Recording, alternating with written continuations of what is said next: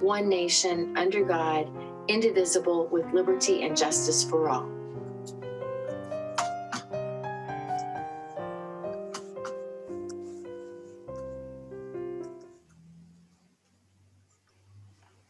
Do I have a motion to approve our agenda this evening?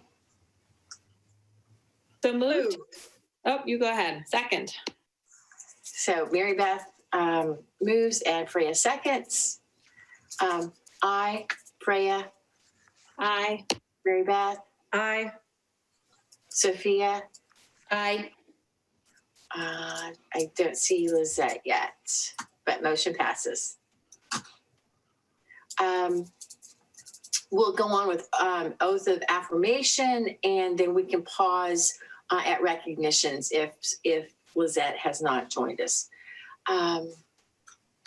As far as the oath of affirmation, typically, just so the public's aware, this would be something where I would stand and ask the board members who have been elected to office to repeat after me. In the interest of technology and because Rosie can actually bring up the oath of affirmation, that's what we'll do tonight instead. But consider this me prompting the boards to swear themselves and make this a loyalty oath.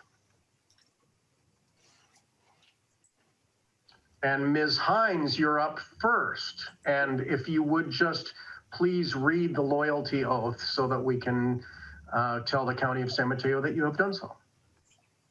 I, Kimberly Hines, do solemnly swear that I will support and defend the Constitution of the United States and the Constitution of the State of California against all enemies, foreign and domestic, that I will bear true faith and allegiance to the Constitution of the United States and the Constitution of California, that I take this obligation freely without any mental reservation or purpose of evasion, and that I will well and faithfully discharge the duties upon which I am about to enter. Thank you very much for doing that. And just so the public knows, there will be a statement of record that Rosie and I will submit to the San Mateo County, affirming this loyalty oath, and congratulations to you, Ms. Hines. Thanks. And now Rosie will, Kim, did you want to say anything? No, thank you. Okay. It's a privilege to take this oath and to serve for another 4 years. Okay, thank you very much. And now Rosie just brought up the loyalty oath for Ms. Lane. All right, so I'll go. I, Sophia Lane, do solemnly swear or affirm that I will support and defend the Constitution of the United States and the Constitution of the State of California against all enemies, foreign and domestic, that I will bear true faith and allegiance to the Constitution of the United States and the Constitution of California, that I take this obligation freely without any mental reservation or purpose of evasion, and that I will well and faithfully discharge the duties upon which I am about to enter. Thank you very much. And again, we will submit both of our information to the San Mateo County that we have delivered the loyalty oaths. Ms. Lane, did you want to add anything or? No, just that it's an honor to serve. Again, thank you to our community for that honor. And congratulations to both of you, and thank you for serving your community in this way. Next on the agenda are recognitions. 4A, the governing board recognizes retiring employee Connie Gibelhausen for 33 years of excellent service to Cabrillo Unified School District. And the public will see that Jackie Sullivan is there getting Connie on with a mask. And can I take it off now? I'll move back. If Jackie leaves the room, you can. I will. Okay. She's more than 6 feet away. Connie, I've only known you a year and a half, but you're the first person I see in the district office every morning. And you've been exuberant and full of wisdom, and you have soothed me and many an employee and many a child and many a family for, I think, 33 years. And I just want to say personally, it's been an honor to know you as a colleague and as a human being. And Thank you. it's your family's gain that you get to retire. And it is certainly the district's loss. And I know that you wrestled with that and you have given of yourself greatly at district office, but also at other school sites. I know you worked at Cunha Intermediate School for years. I will just tell the public that there has been an outpouring of love and admiration and respect for Connie. And I was able to meet Connie's husband and daughter and grandson today, which was a great pleasure to me. And they said that this has been difficult for Connie and it's difficult for us, but I'm just delighted for you. And I thank you. And I love you, Connie. Back at you, sweetheart. So- It has been difficult, but I'm getting there.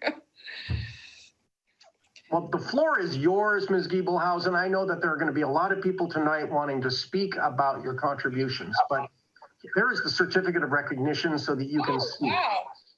Thank you. Thank you very much. I can show that off to my grandson, tell him what hard work will get you. I appreciate this. I really do. But it has been a difficult. I still wonder, and you talked about how my family would now have me. Let's see what they think in about 2-3 weeks, and if they're really ready to ship me back. Well, thank you. But thank you all so very much. I did have a lot of replies to an email that I had sent out announcing it. Genuine, some of them not, when I say not so nice in a loving way. But it's very touching. I was just telling somebody, I just printed them out this week. And there was over 100 people that had replied to it. And then there's about a dozen people that I know who have refused and still will not read the email, that if they don't read it, it's not real. So we'll see. But thank you all very, very much. Well, Connie, I do know that 2 employees, 2 teachers who had retired a couple of years ago came to say hello to me and to make sure that they could get in the building to leave you flowers. Oh. And you know who they are. And just as you've touched so many people for so many years. I will stop. If anybody wants to speak, please join us in celebrating Connie Giebelhausen. Connie, I wish you well. Thank you. Go ahead, Freya. Yeah, Connie, I just want to say thank you so much for your years of service. And I have not been here the whole time, but you have truly, like Sean said, always been a pleasure to interact with, and love hearing stories about your grandson. And you will now have way more time to hang out with him and play. So that'll be wonderful. So thank you from the bottom of our heart for your years of service and your dedication. I know that you've really helped to make this district run smoothly and to fill in those gaps and to really be there for all of the kids and all of the staff. And so you will be missed, but I'm sure you will enjoy yourself and find some other things to do. So from my heart to you, thank you so much for everything that you've done. Thank you so much. I appreciated the conversations we would have when you would come in. It's been a long time. The whole little COVID thing, you know? Yeah, I know. You're becoming quite a pain. But thank you so much.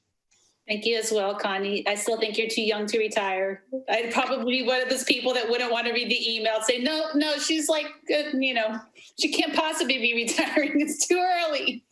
We will definitely miss you, and you're just holding everything, so many things together and bringing so much light to everybody's day. We'll miss you. Thank you for everything, and I hope we still bump into you around town.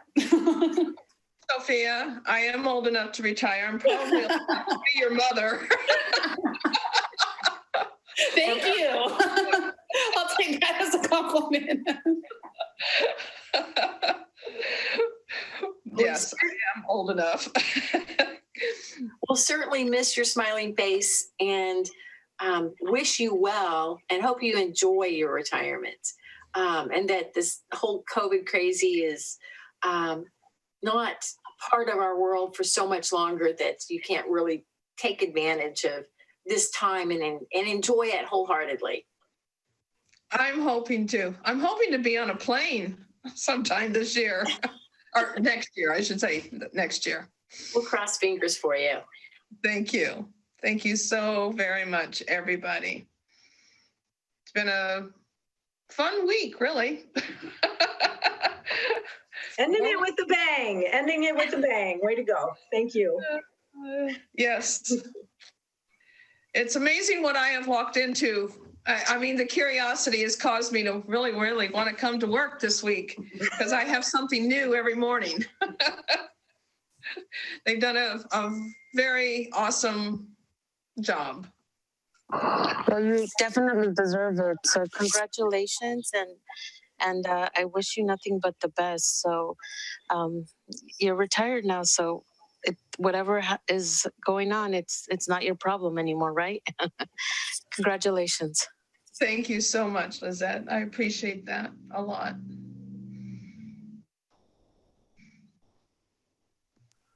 Well, I suggest we all open our mics and give one last round of applause for Connie.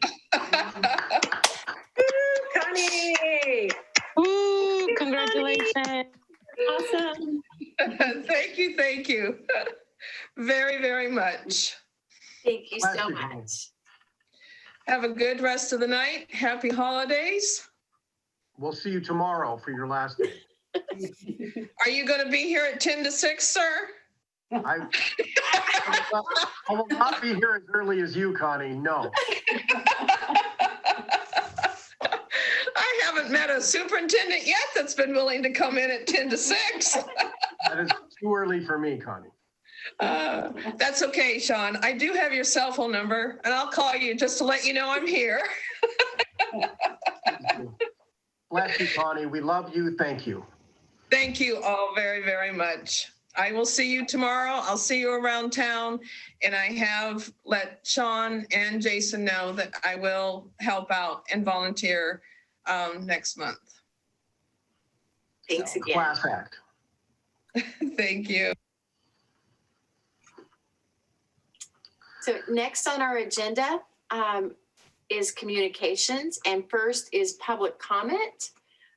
We have one person, Carrie Costa, who would like to speak this evening. Rosie, there's Carrie. Carrie, the floor is yours. Hi, can you hear me? Yes. Okay, thank you. I came on tonight just to mention a couple things, and I wasn't sure if I was going to talk during, I think I am talking in the other piece too, but a couple things that have just kind of come up as, and hi, I'm Carrie. Actually, Carrie, if you can consolidate your comments, we have you one time on here. So just bring it all forward right now. Thanks. Oh, because I was going to talk about the opening school as well. Do I mention that now? Let's do it right now yes. Okay. So I'll do my best to be quick. And I am a parent. I'm coming here as a parent. I'm also on the Hatch PTO board and the Spanish Immersion Parent Association board, but I am again here as a parent tonight. I'm also on the opening school steering committee, which I've been really happy to be a part of. And I am, it's been a great team that's been working that. But again, I'm here to voice just some concerns that I've had. First, I'll talk not to the opening of school, but I've had some families come. Sorry, I'm being interrupted. Some comments I wanted to mention was the independent study. That, I know kids are struggling with remote learning, and I've heard that some are trying to move into independent study, and I've heard there's a wait list now.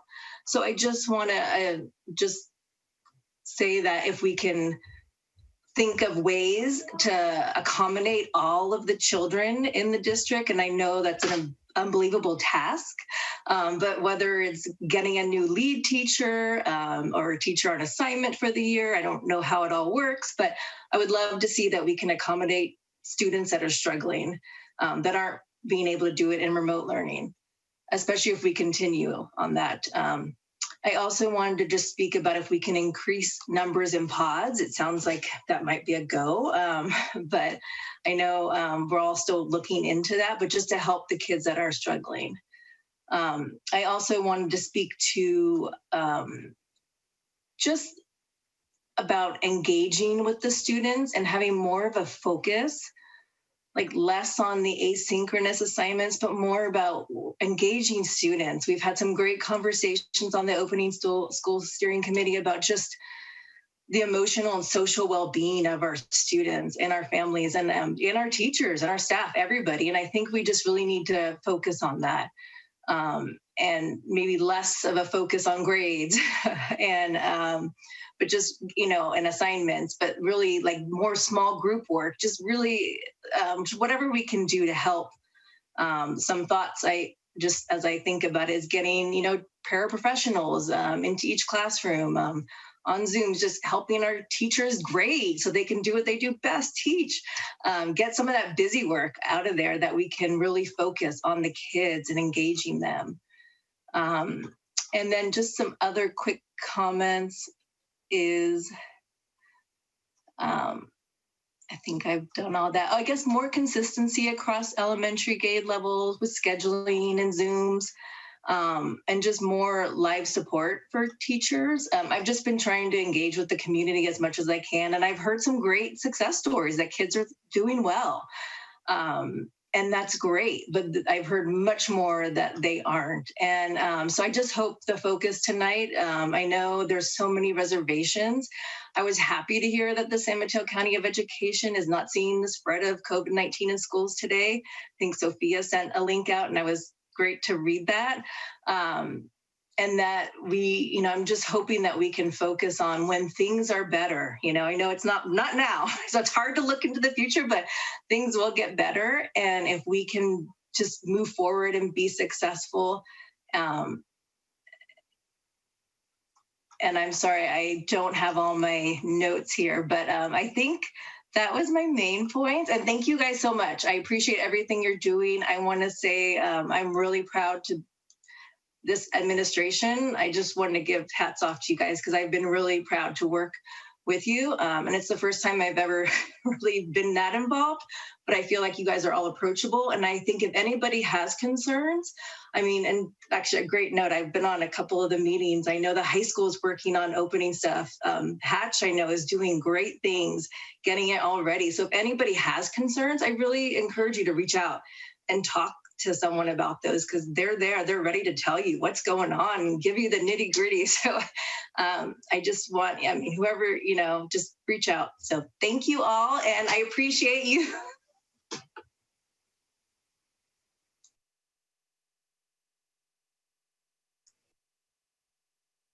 Thank you very much, Carrie.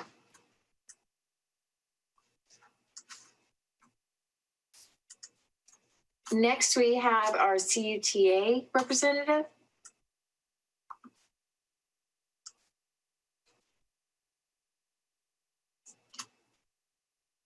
Not sure. Yes. Hi, Sean. The floor is yours.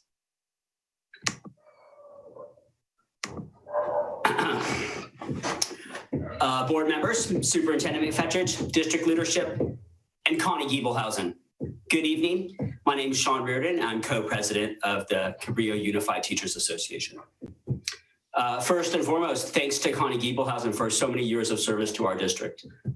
Before Frontline and before ASOP, I'm not talking about a Greek storyteller here. I'm talking about the substitute online program where you can order your sub. There was Connie, right? And you would call in, and I think, Sean, you're off the hook because she used to get in at 5:30. And you could call up to 11 o'clock at night, or you could call after 5:30 in the morning. And when you heard Connie's voice and she'd tell you you were covered, it was relief for teachers. It goes without saying that the entire Cabrillo Unified School District community, parents, teachers, students, administration, experienced a great sense of relief with the recent tentative agreement. After long, contentious negotiations, a deal has been reached at the last possible moment, the last possible steps in the bargaining process. Thank goodness. And thanks to our recent confirmation as a basic aid district, thanks to the parents and the community members who've advocated for the CUTA educators, thanks to Dr. McFetridge and Jesus Contreras for looking at the numbers with fresh eyes, thanks to the board for approving this contract. A loud and proud thank you to the educators of the Cabrillo Unified Teachers Association who engaged in direct civic participation through actions such as street marches and pickets, a dedicated letter writing campaign to board members in the Half Moon Bay Review, and of course, vigorous participation in board meetings. Thanks to the work of all of these people, the 2017-21 contract is a done deal. But the most important thank you goes to those in this process who were able to adopt new positions and look at issues from new vantage points. This ability to see from more than one position is vital to this nation right now. It will be vital in February when the bargaining team and CUSD sits again at the bargaining table. Thank you for your time. Congratulations, Connie Giebelhausen, on your retirement.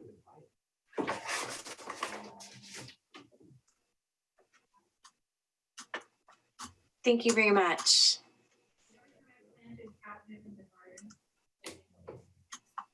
Next is our CSEA representative.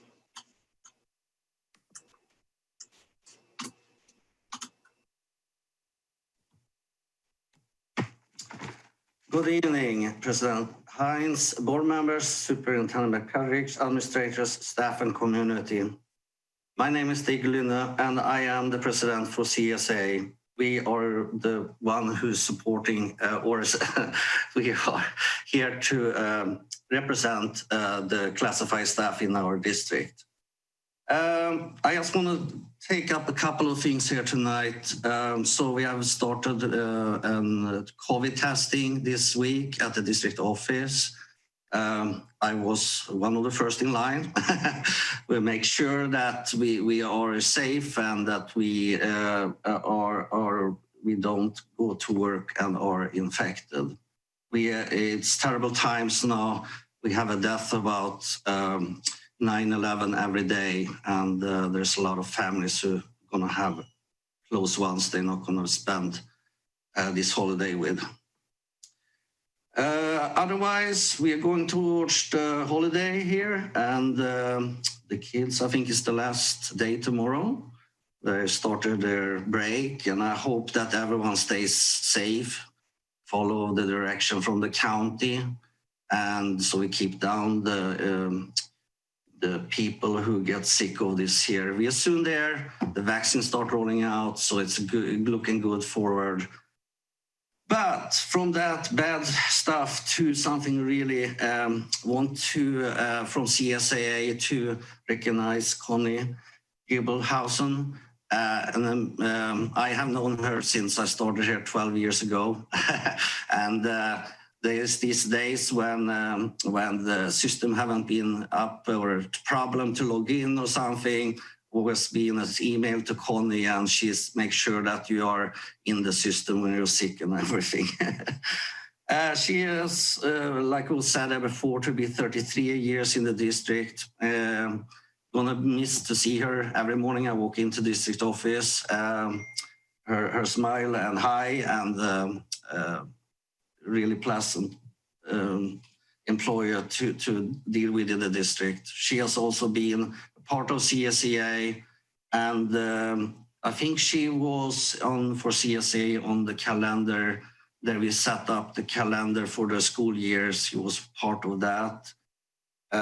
She also, when teachers went sick or whatever, she was always on it. I know for a fact that Sina formerly talked about that nighttime to early morning, make sure that the classroom had a teacher in each classroom so students had people there. So from CSEA, I would like to present a certificate of appreciation to her. I'm going to give this to you tomorrow, Connie, if you still are there. It's for your long service and for everything you've done for our members. That was pretty much it. I was just want to say that we're going towards the time here, holidays. We have, you have a word in English, Yuletide. It's coming from the Romans, I think. We have adapted that as a word in Sweden. So we're saying Jultid.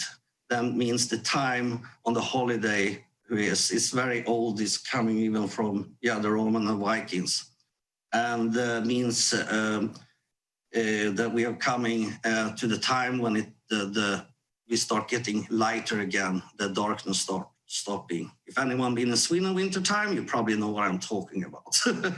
It's probably like Alaska in the winter time. So I was going to say from all of us at Classified Employees CSEA, good jul, and I hope you have a pleasant holiday. Thank you. Thank you so much. Next on the agenda are board reports. And do I have someone who would like to start us off tonight?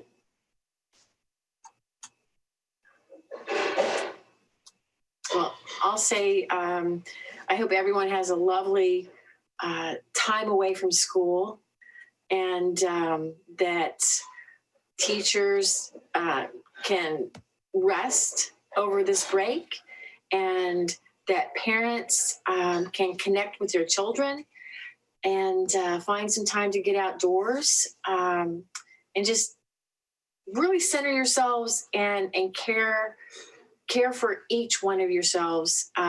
It's hard to connect with each other, but being mindful of that self-care, I think, is really important. I'm so glad that the budget, the first interim budget, with going back to basic aid, and the numbers came in so much stronger than they were back in the spring, because that was really the turning point for us to be able to come to agreement with CUTA. And I'm so thrilled because our teachers are so deserving, and our students benefit so much from this. So thank you to everyone who was part of negotiations that made this happen. And hopefully everyone can spend a little time and reflect in hindsight on where there appeared to be disconnects in communication.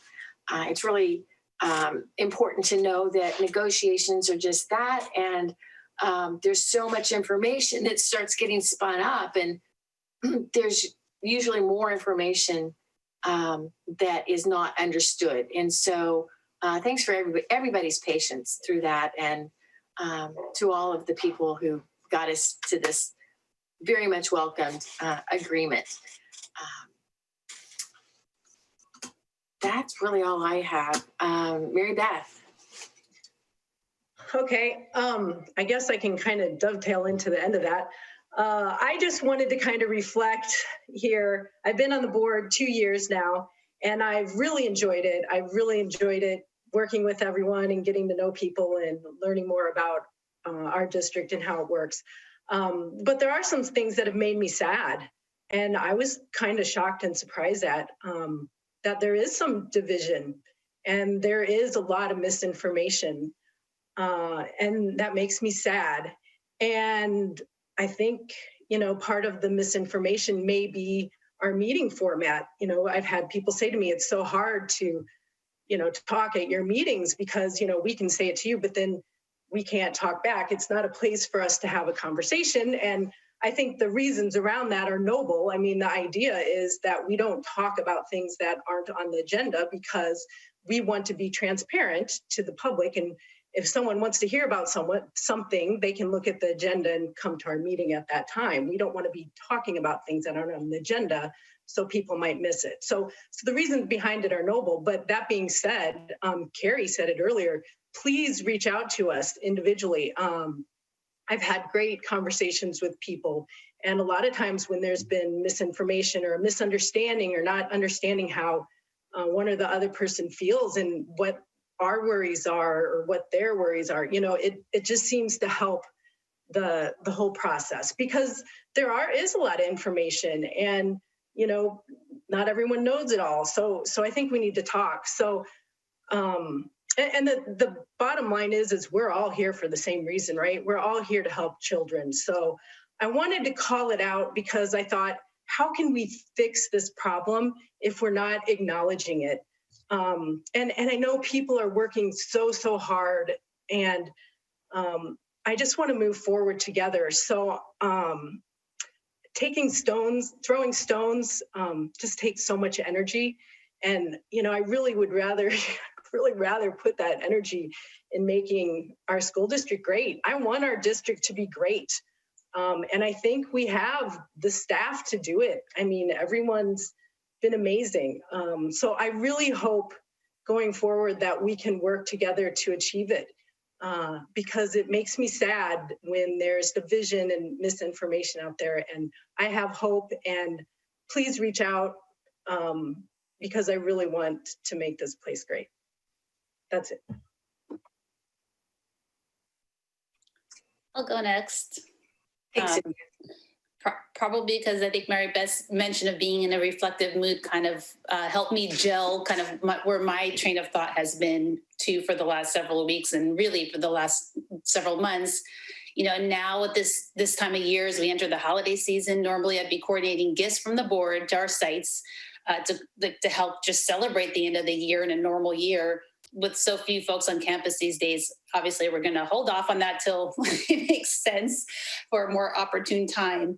It has been such a tumultuous year for our community or for our nation.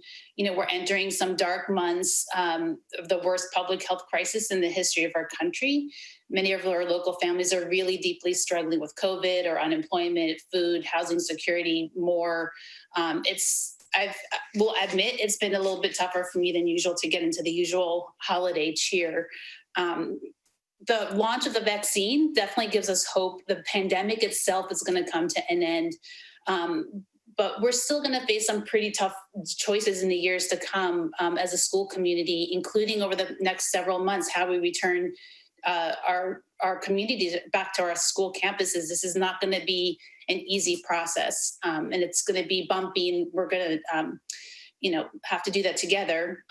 We're also going to need to keep looking at how we continue to improve our outcomes for our students in a more sustainable way. So I guess I say that all to say, to borrow a phrase from Sean, what keeps me up at night, though, is not all that stuff I feel like can be done. It's not all that per se. It's incredibly stressful all around. But for me, what's been worrying, it's a little bit for me too, what Mary Beth observed. It's this disinformation and the polarization that happens, at the national level, the, regional levels, community levels. And it impacts us in so many ways, often without, us realizing it.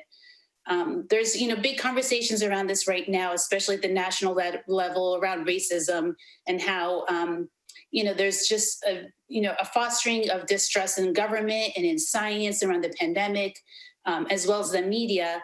And that fostering of distrust really does leave us vulnerable to disinformation. And that disinformation leads us to become separate, really, as Mary Beth said as well. So I'm really looking forward to our conversation this afternoon or this evening about returning to school and about our financial updates. Thank you, realtors, as well. It must be said, for keeping our real estate market booming and increasing our property tax revenues that have made this negotiation possible to come to an end with a 3 + 3% salary schedule increase for CUTA. So Jesus will walk us through, and I hope that folks on the phone will stay through for that, because it's important to see, the business of running a school district. And I don't say business, the pejorative term, but just the management of a school district. It's so complex that there was a lot of talk over the summer about, certain numbers that when you look at them, in actuality are probably triple the amounts that were talked about over the summer as far as what raises would cost. And I think it's no doubt we're all so supportive as could not choose a happier place to be able to do this. But I want to make sure that we acknowledge, Mary Beth, as you said as well,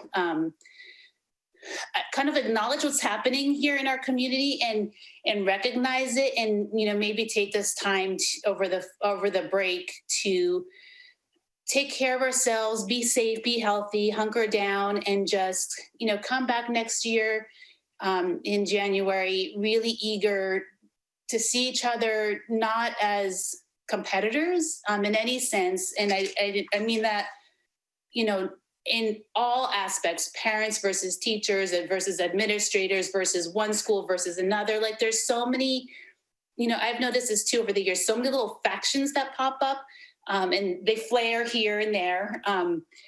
But it's so counterproductive and it's so exhausting for everybody. And I know we're all feeling it. So I really hope that we can kind of find a way to let that come out of our bodies and our minds, all of us, because we all hold it in. Let it kind of flow out over the break, come back as much as we can to, get back into less of a survival mode of the gotta do what we gotta do to live today, and to really come back together into mode where we're learning and growing and building for the future, because that's why we're here, right? We exist for the future, which is our kids. So I hope everyone can stay safe and healthy and, get some library books. It's going to be a long couple of weeks. And so we can get together again in January and have a great holiday. Thank you. Thank you, Sophia.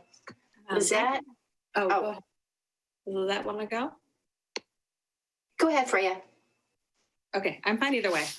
Go ahead. I just wanted to say, so a couple things. Again, thank you to Connie, and it's so lovely that there's going to be celebrations even in this time. So appreciate all the folks in the district who are making that happen for her for tomorrow and this whole week, because that sounded really wonderful.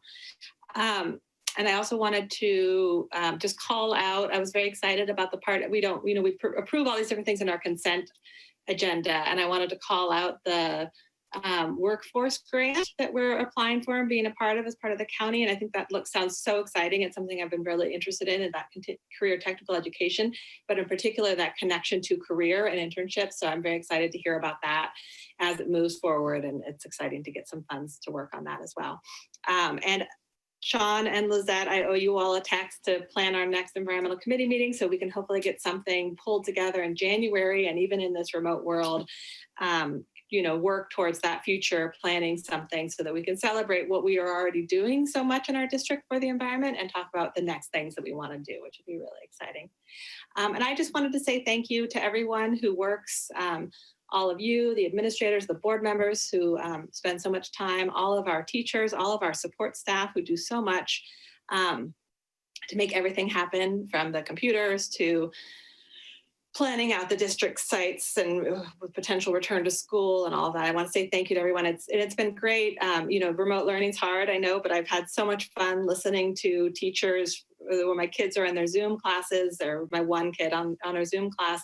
They did a Socratic method for her biology final. And it was just so fascinating to hear these high school students debating these issues. And so there's just so many really innovative ways that I think our teachers are addressing this issue. And I just wanted to say thank you so much for those folks out there who are taking that time and that energy to really make this as good as they can. And I'm sure we can continue to do more of that, but I just want to really call out those folks who are really putting their heart and soul into this. And I know that it's so difficult to do something completely new, but there are some really exciting things happening. So, and I just want to tell everyone, stay safe, happy holidays, happy New Year. I hope this next year is a little bit better than this last one. And just stay safe out there, everyone.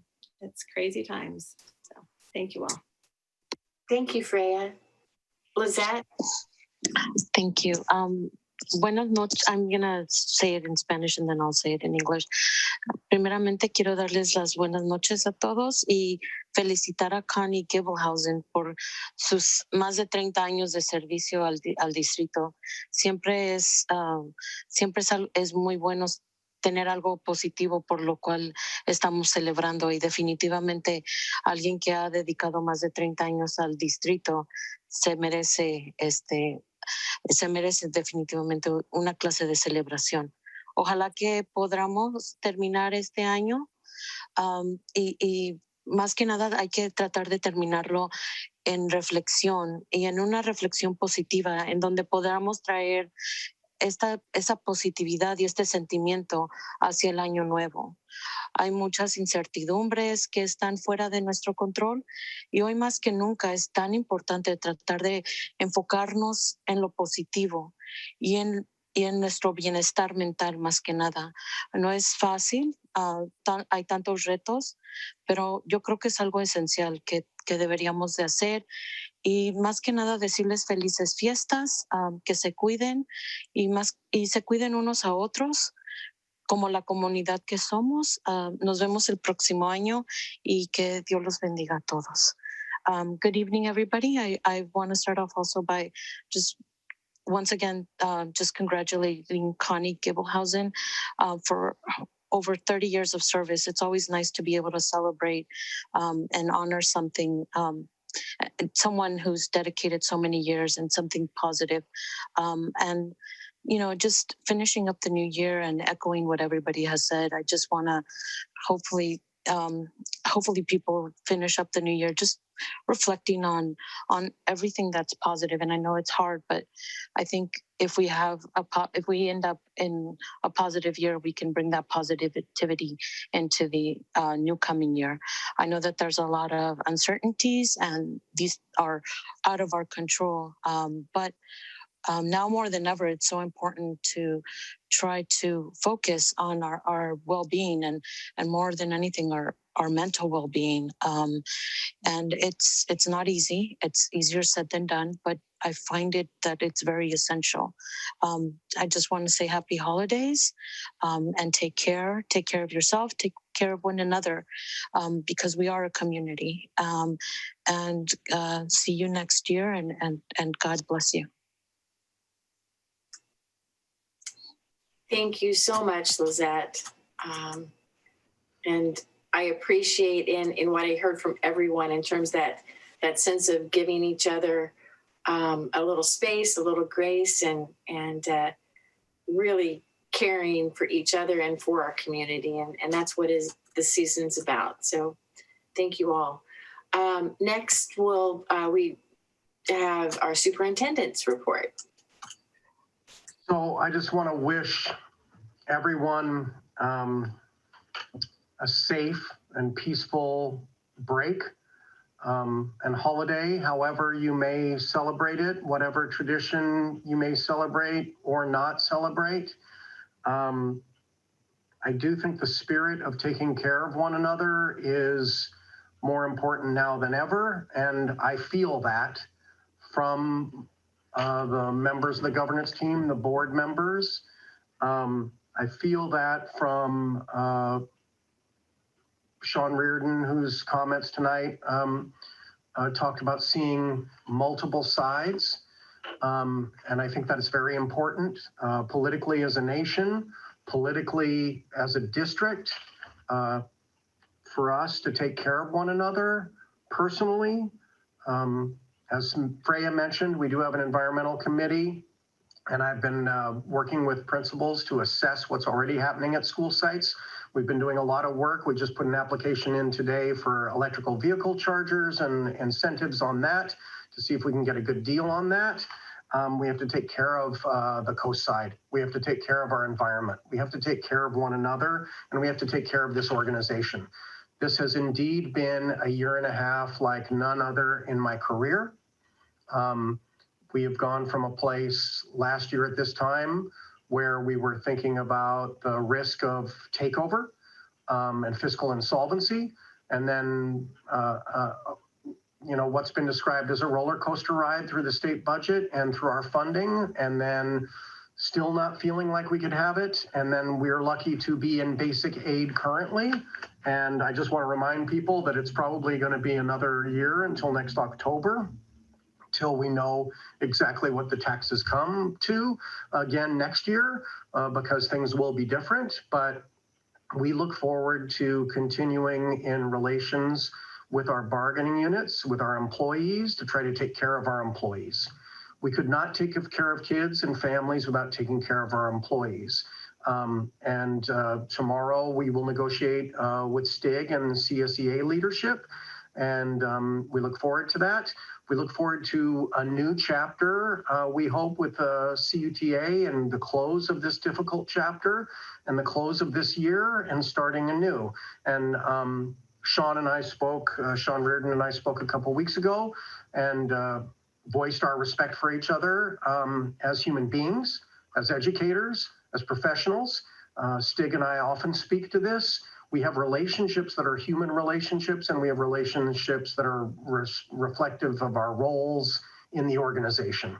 I'm hoping that in the future that we will continue in this vein of communication, of working together to mend divisions that have occurred and to keep working toward mutual benefit and balancing the needs of our families and our students and our staff. This is particularly important to me and to our team and to our bargaining units as we're talking about staff and student safety when we come back to school. This has been a very stressful time, not just for Cabrillo. I have the opportunity and the privilege, really, I guess, to see other districts and what they're wrestling with. Many districts in the county and in the state are wrestling with these same issues, and people are of differing opinions. Tonight, you will get a presentation on the Opening School Steering Committee's plans. Leticia Patia and Jesus Contreras worked with them, and I'm very grateful to Carrie Costa and to all the different parents that have served on that, all the different educators and staff members that have served on that, and they bring this as a team. But ultimately in January, once the county approves our waiver, which I'm hoping they will, we will bring this to the board for the board's consideration and approval. Many people have been concerned that this will take longer than our projected date. Many people have said, hey, we were shooting for mid to late January and the Operating School Steering Committee is concerned about our health. I just want to say on behalf of me personally, and I know that the board feels the same because we've wrestled with these discussions also. This is a very difficult time, a global pandemic, and we are in the worst part of it. There is hope with a vaccine, but we take this very seriously. We are accepting of the fact that there are no easy answers. There's no easy fix. It is somewhat maddening. I know it is crazy making for our families and for our students to be in remote learning like this, and also for our teachers and for our staff. This is not what we would want. I do think it is important, I think it is imperative that we keep a priority on health and safety. And when we don't get something right and we need to revisit that, I think it's important we do that because I think the risk is too high. For those of us who have lost friends or have known people who have lost friends and family, this is extremely concerning for us. So we take it very seriously. I also know from having talked to parents that some are really wanting their kids to be back in school. And I also know from other parents and from educators that many of us feel like this is something we have to do very carefully. So that is first and foremost in my mind is the health and safety, because that's everything really. We will work to make up for learning loss, and we will have plans and we will present that going forward. We will look to make organizational improvements. It's not like we can snap our fingers and it's fixed. It's going to take time. It's going to take communication. I want everyone to know that when we do meet with our employees or in families and we talk about this, It is my goal that we meet this moment with empathy for where people are, for compassion for what they are scared about and what they've lost and what they're concerned about, with patience, knowing that this is not an easy fix and that everybody is going through this across the nation, across the world, and persistence. We can't give up. So as we close this year and look to a new year, I am filled with hope, but I'm also very mindful that we need to take very clear steps and not take this personally, even though we know it has great personal impacts on all of us. To all our families, to all our children, to all our staff, to my colleagues, to the board members, I want you to know that we are here to hold each other up and to take care of one another and to continue going forward, knowing that we can make it through this. I believe this. I will send a letter tomorrow,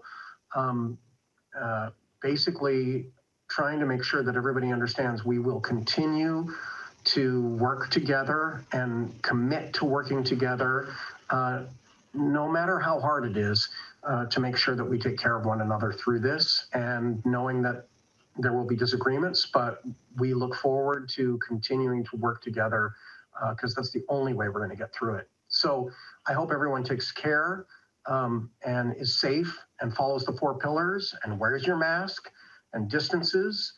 Starting tomorrow, we have a stay-at-home order in the county. Please be careful out there. Please take care of one another. We care about you.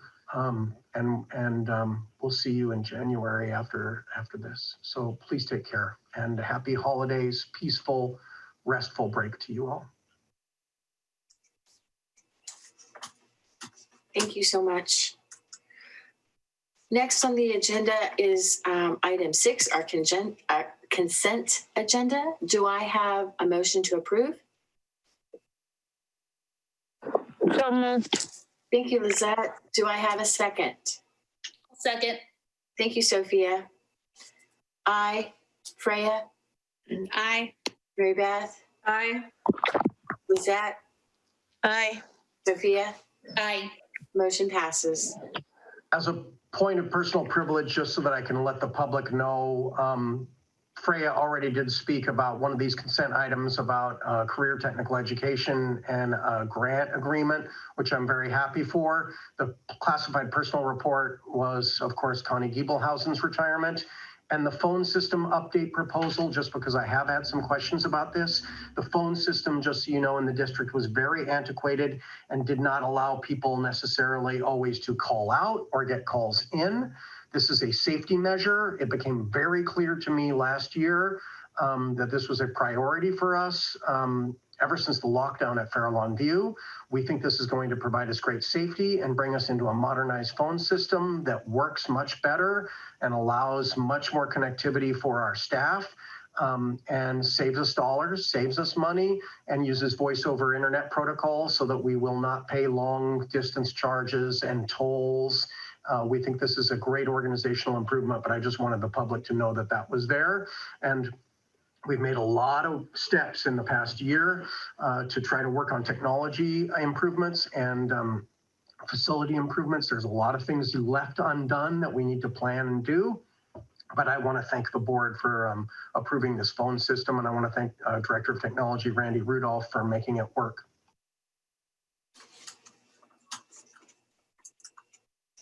Thank you very much.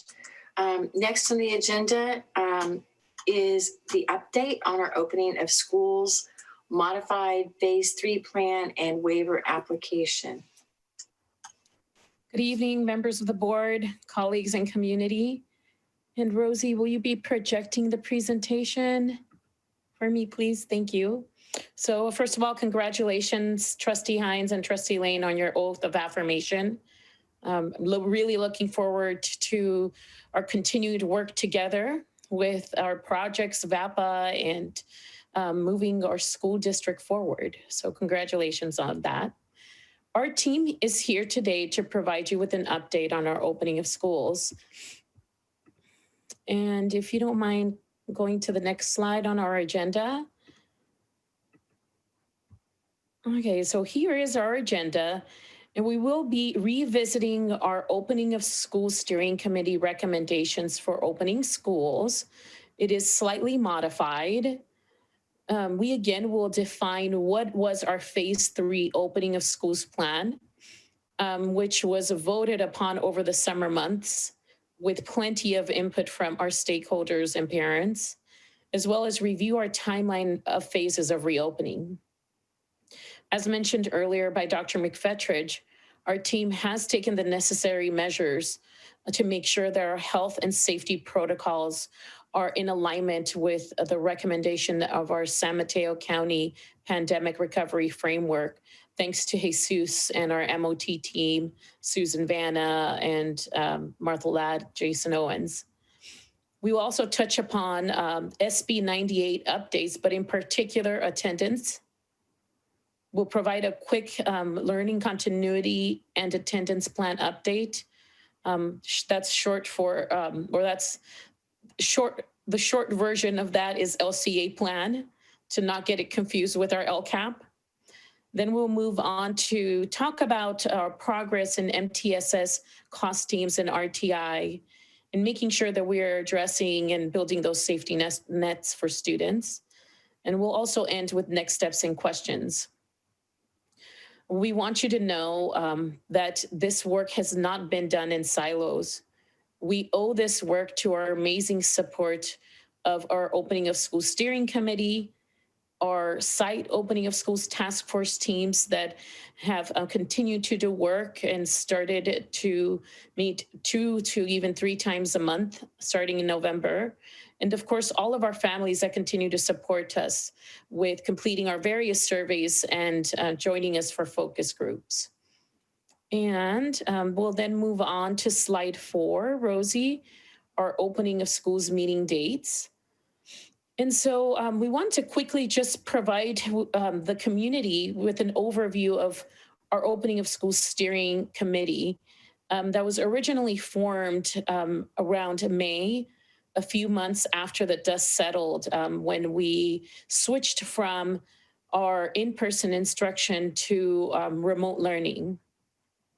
We formed our opening of school steering committee with representatives from both labor unions, CUTA, CSEA, parent representatives from both PTO and DLAC, our district English Learner Advisory Committee, and various representatives from district departments.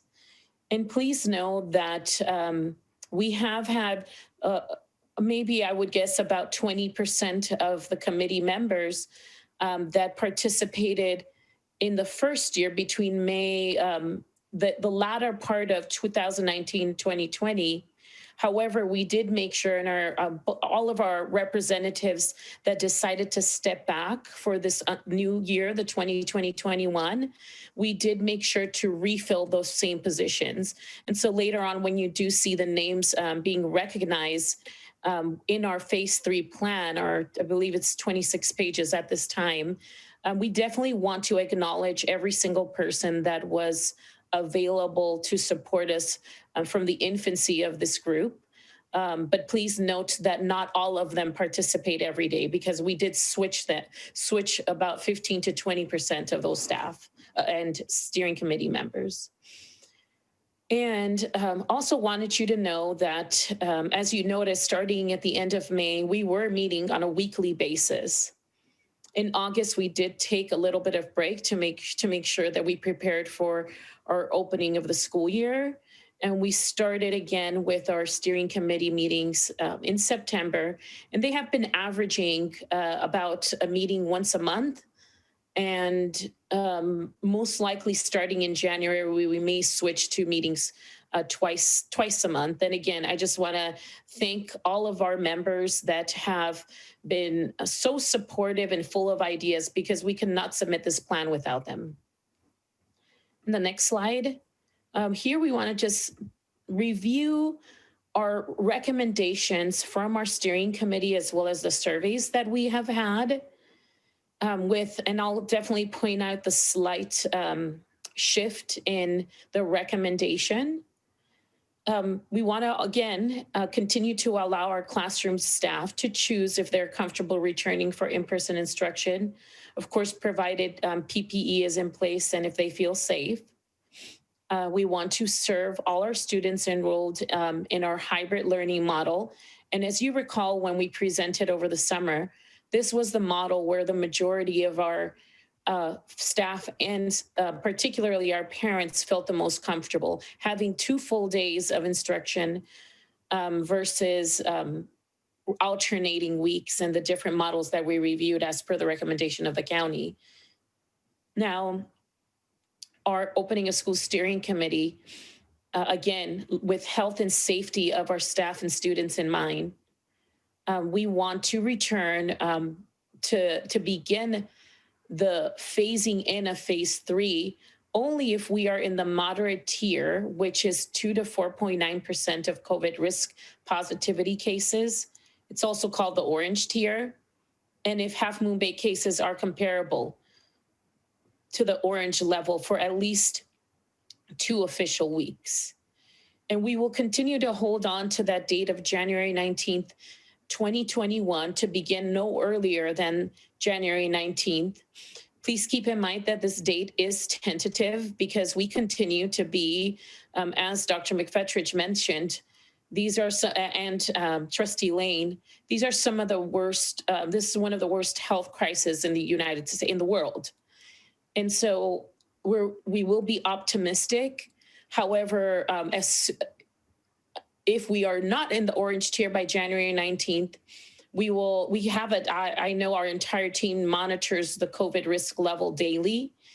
As soon as we enter the red tier, we will start to make those preparations because again, the decision is to come and begin our phase 3 of opening of schools in the orange tier level of COVID-19 after 2 official weeks of being in the orange level.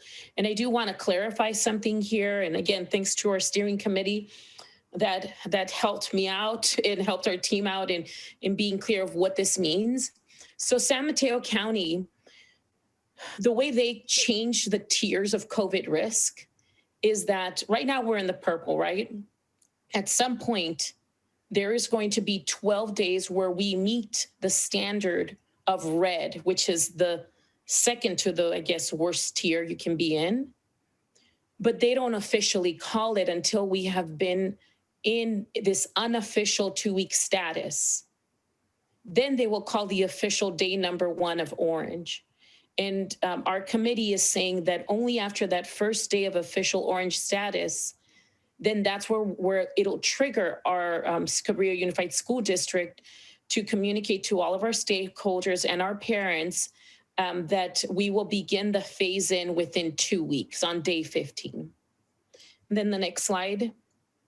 Rosie, thank you. Also want to take just a quick brief moment to review in particular our community because I know that the survey we sent out was at least four months ago about. So what is a hybrid learning model? And the hybrid learning model that we have decided to pursue because of the surveys in the summer is a 2 days synchronous in-person and 3 days asynchronous remote learning. Now in this model for this first phase 3, because again, the application that we submitted to the San Mateo County for review was made only for TK through 5th grade. So using the 2 days of synchronous and 3 days asynchronous, our 1st to 5th grade students are split into 2 cohorts. Students will attend synchronous in-person instruction twice per week, for example, Monday, Tuesday. Wednesday will continue until the rest of the academic year to be an asynchronous day for students. And then Thursday, Friday, we switch. Group B will come in person, while Group A will be at home learning asynchronously. Now, also important to note, after input from our amazing TKK team, and also after looking at our our youngest students that are learning language and learning how to be a student for the first time, and as well as consulting with the resources that we have in regards to custodial staff that can help us clean, we are going to recommend a hybrid day of 4 days in person. And instead, it's going to be an A group in the morning and a B group in the afternoon with a 2-hour window so that our students, so that we can have enough time to clean between the cohorts. And our teachers will be able to have lunch. And students will be seeing a live instructor for 4 days. I also placed in here, and this is an addition to the original presentation that you had, the definition of what is synchronous versus asynchronous, because we have heard from a few of our parents that they were not sure about the definition. So we want to revisit this.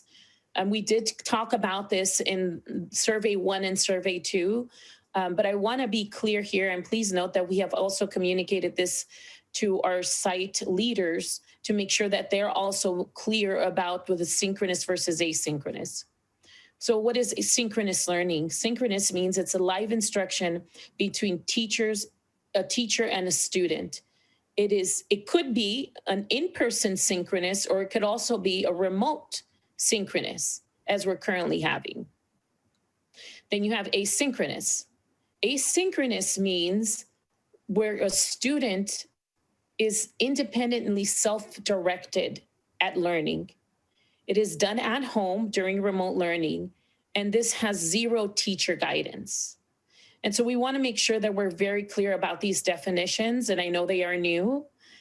Again, please know that also wanted to let you know that we have asked our elementary site-based task force to take a look at this, to take one more look at the sample schedules that were developed in early fall. And so we, next slide, slide 7, Rosie, we're going to dive a little bit deeper into the 3 different schedules that we have for our elementary group. Here you're going to find the TKK schedule that we're currently being considered. It is a sample schedule because, again, we want to make sure we have asked our site leaders and our site site-based task force teams that are also in conjunction leading with the site principals and leaders to look at this one more time. In this TKK schedule, here's where you see the AM and the PM cohort, where students are in-person instruction 2.5 hours. Then there's 2-hour cleaning break in between. And then in the PM, there's another 2.5 hours. And again, as explained, asynchronous versus synchronous. Whenever you see a synchronous instruction, asynchronous means a student is seeing the teacher live. And as you can see here with TKK, they do not have asynchronous learning because please note that we still continue to follow the Senate Bill 98 requirements. And in TK and K, that means 180 minutes.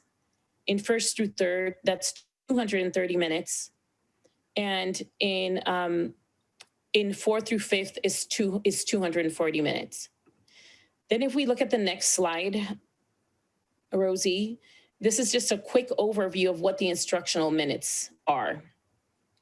And so here is another sample of the proposed instructional minutes, meeting the Senate Bill 180 minutes required instructional minutes. Then let's move on to slide 9, Rosie. Here is then a sample of 1st through 5th grade schedule. And again, independent meaning asynchronous. And as you can see here, this is a little different than TKK. We're following an AABB schedule where we have students in cohort A coming to school on Monday, Tuesday in a synchronous day. Wednesday is asynchronous for everyone. Thursday, Friday is the B group coming to school synchronous day with the teacher. And again, overall, each student will receive 2 days of live in-person instruction and 3 days of independent learning through asynchronous learning.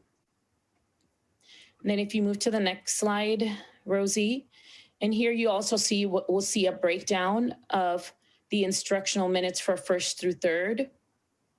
and all of the different subjects that will be covered, meeting the SB 98 required minutes. And then the next slide, Rosie, you'll see 4th through 5th grade instructional minutes. And again, these are samples. We have asked our site leaders and our site task force to look at this one last time.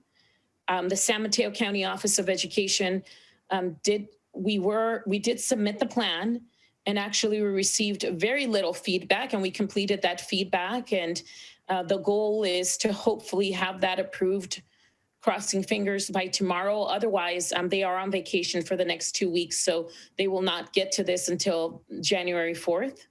But I feel confident. Our entire team looked at it. And again, thanks to our steering committee also, probably we've had 40 different set of eyes look at the plan. And we're just crossing our fingers that as soon as they approve it, we bring it to you in January for governing board approval. And keeping in mind that after looking at other plans across the county, it is acceptable and approvable to modify the plan. Anytime there is a modification in the schedule, all we would need to do is send it to the county, and it is a pretty quick approval. We do have scheduled on Friday, January 9th, a jigsaw from the site-based elementary task force to, again, our district-based elementary task force to finalize the actual schedule of whether we are going to see students in person for those anywhere from 180 to 240 minutes, and then send them home before lunch, because we are hearing that we do have some families concerned about students having lunch. The original hybrid learning model was a full day, was 8:30 to normal. I would say about 8:30 to 2:30. But right now we are asking the sites to give us their feedback and determine what does that schedule look like. And again, meeting a minimum of the 240 Senate Bill 98 requirements. And then the next slide, Rosie. And actually, you can actually skip to yes, there we go. And so here, our reopening of schools plan, again, as mentioned, is focused right now only for TK through 5th grade. And we want to enter at the risk level of the orange tier for the minimum of the 2 official weeks. We also wanted to let you know that our secondary, middle, and high school teams and task forces are working at creating an opening of schools plan for 6th through 12th grade students. And I know right now we do have our January board meeting scheduled on the 14th. So that is the reason why we're putting February 2021, because we asked our sites to give us their plan middle of January. And our goal would be to bring it back to our governing board sometime end of June or early February. But right now, we really wanted to set up our elementary students because of the phased-in approach. Because whether we submitted a plan for TK through 12 or just elementary, the goal was always to begin with TKK. And so please know that we'll be using a measured approach, a phased-in approach to beginning school. And although we still at this time, we want to start no earlier than January 19th, but the way the data shows, it may not be January 19th, it may be a few weeks after that. And we'll start reopening on a 2-week rolling calendar basis. So as you can see, whenever on day 15 of being officially in the orange, during week 1 and week 2, we will return to school for our transitional kinder, and 1st grade students. Then on week number 3 and 4, our 2nd and 3rd grade students will return. And on week 5 and 6, our 4th and 5th grade students will return. And now we do have our health and safety update. And Martha or Susan, will you be presenting this? Yes, this is Susan. I will be presenting. Thank you. Hi, Susan. Hi. Good evening. Tonight, I'm briefly going to talk about the 4 pillars, contact tracing, and rolling out our staff testing program. As we all know, we've heard about the 4 pillars many times. So this is the first layer of protection. And it has been proven many, many times that it is successful in helping mitigate the virus. All I can say is please wash your hands, wear your mask correctly, and please stand 6 feet apart when you're indoors or outdoors and limit your gatherings. Rosie, we have the next slide. There are several layers of protection. One I just mentioned is the 4 pillars. Another one is our daily symptom checker. And another layer of protection is our contact tracing. Contact tracing is the process of identifying people who have recently been in contact with a diagnosis of an infectious disease. Contact tracing has been around for hundreds of years. It is the way we have tracked communicable diseases. It is another layer of protection to help mitigate the virus. This chart is a nice little detailed chart regarding contact tracing, and at the bottom of it is a link if you would like to, in your spare time, read a little bit more about contact tracing. Next slide, please.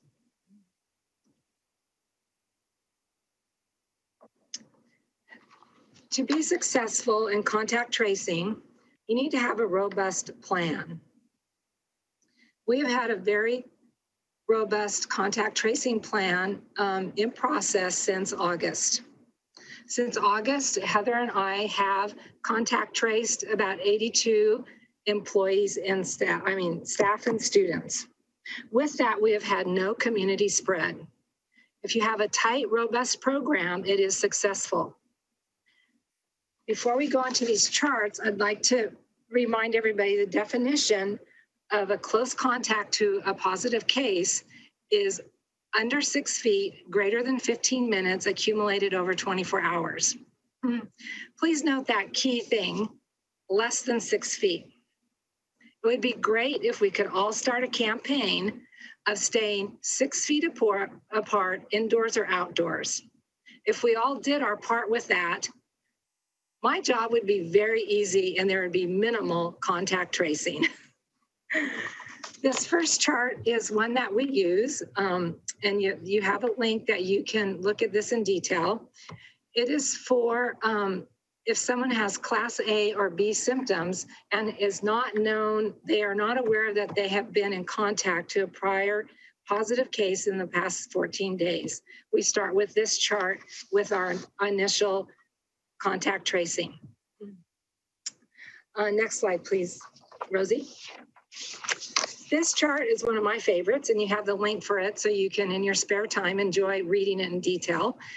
This chart is if we have a direct contact to a positive case, and is it in the household, the positive case, is it outside the household, is our direct contact asymptomatic, symptomatic, and this is the chart that we start with first.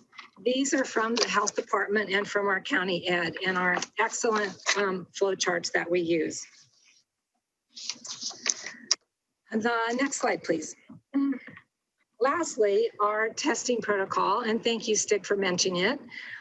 In the pandemic framework on page 40, you can read the recommendations that have been put forth for us for staff testing. And as everybody is probably aware of, we are mandated starting in January 2021 to be testing staff. The first sentence there is taken out of the pandemic framework, that school staff should be tested, and that includes teachers, paras, our food staff, our maintenance, bus drivers, anybody that is an employee of the district who is in contact with students or other staff. Our plan is that we will be testing staff monthly. Our contracted provider is Curative Labs. We will be testing staff on their own campuses once a month. And the testing frequency may change, and we will assess this as we go along, but it will change to, are we remote? Are we going to hybrid? What does it look like we would like to do with that? I am happy to announce here, to end on a positive note, in this week that we did start our pilot. We had 53 staff that signed up and were tested.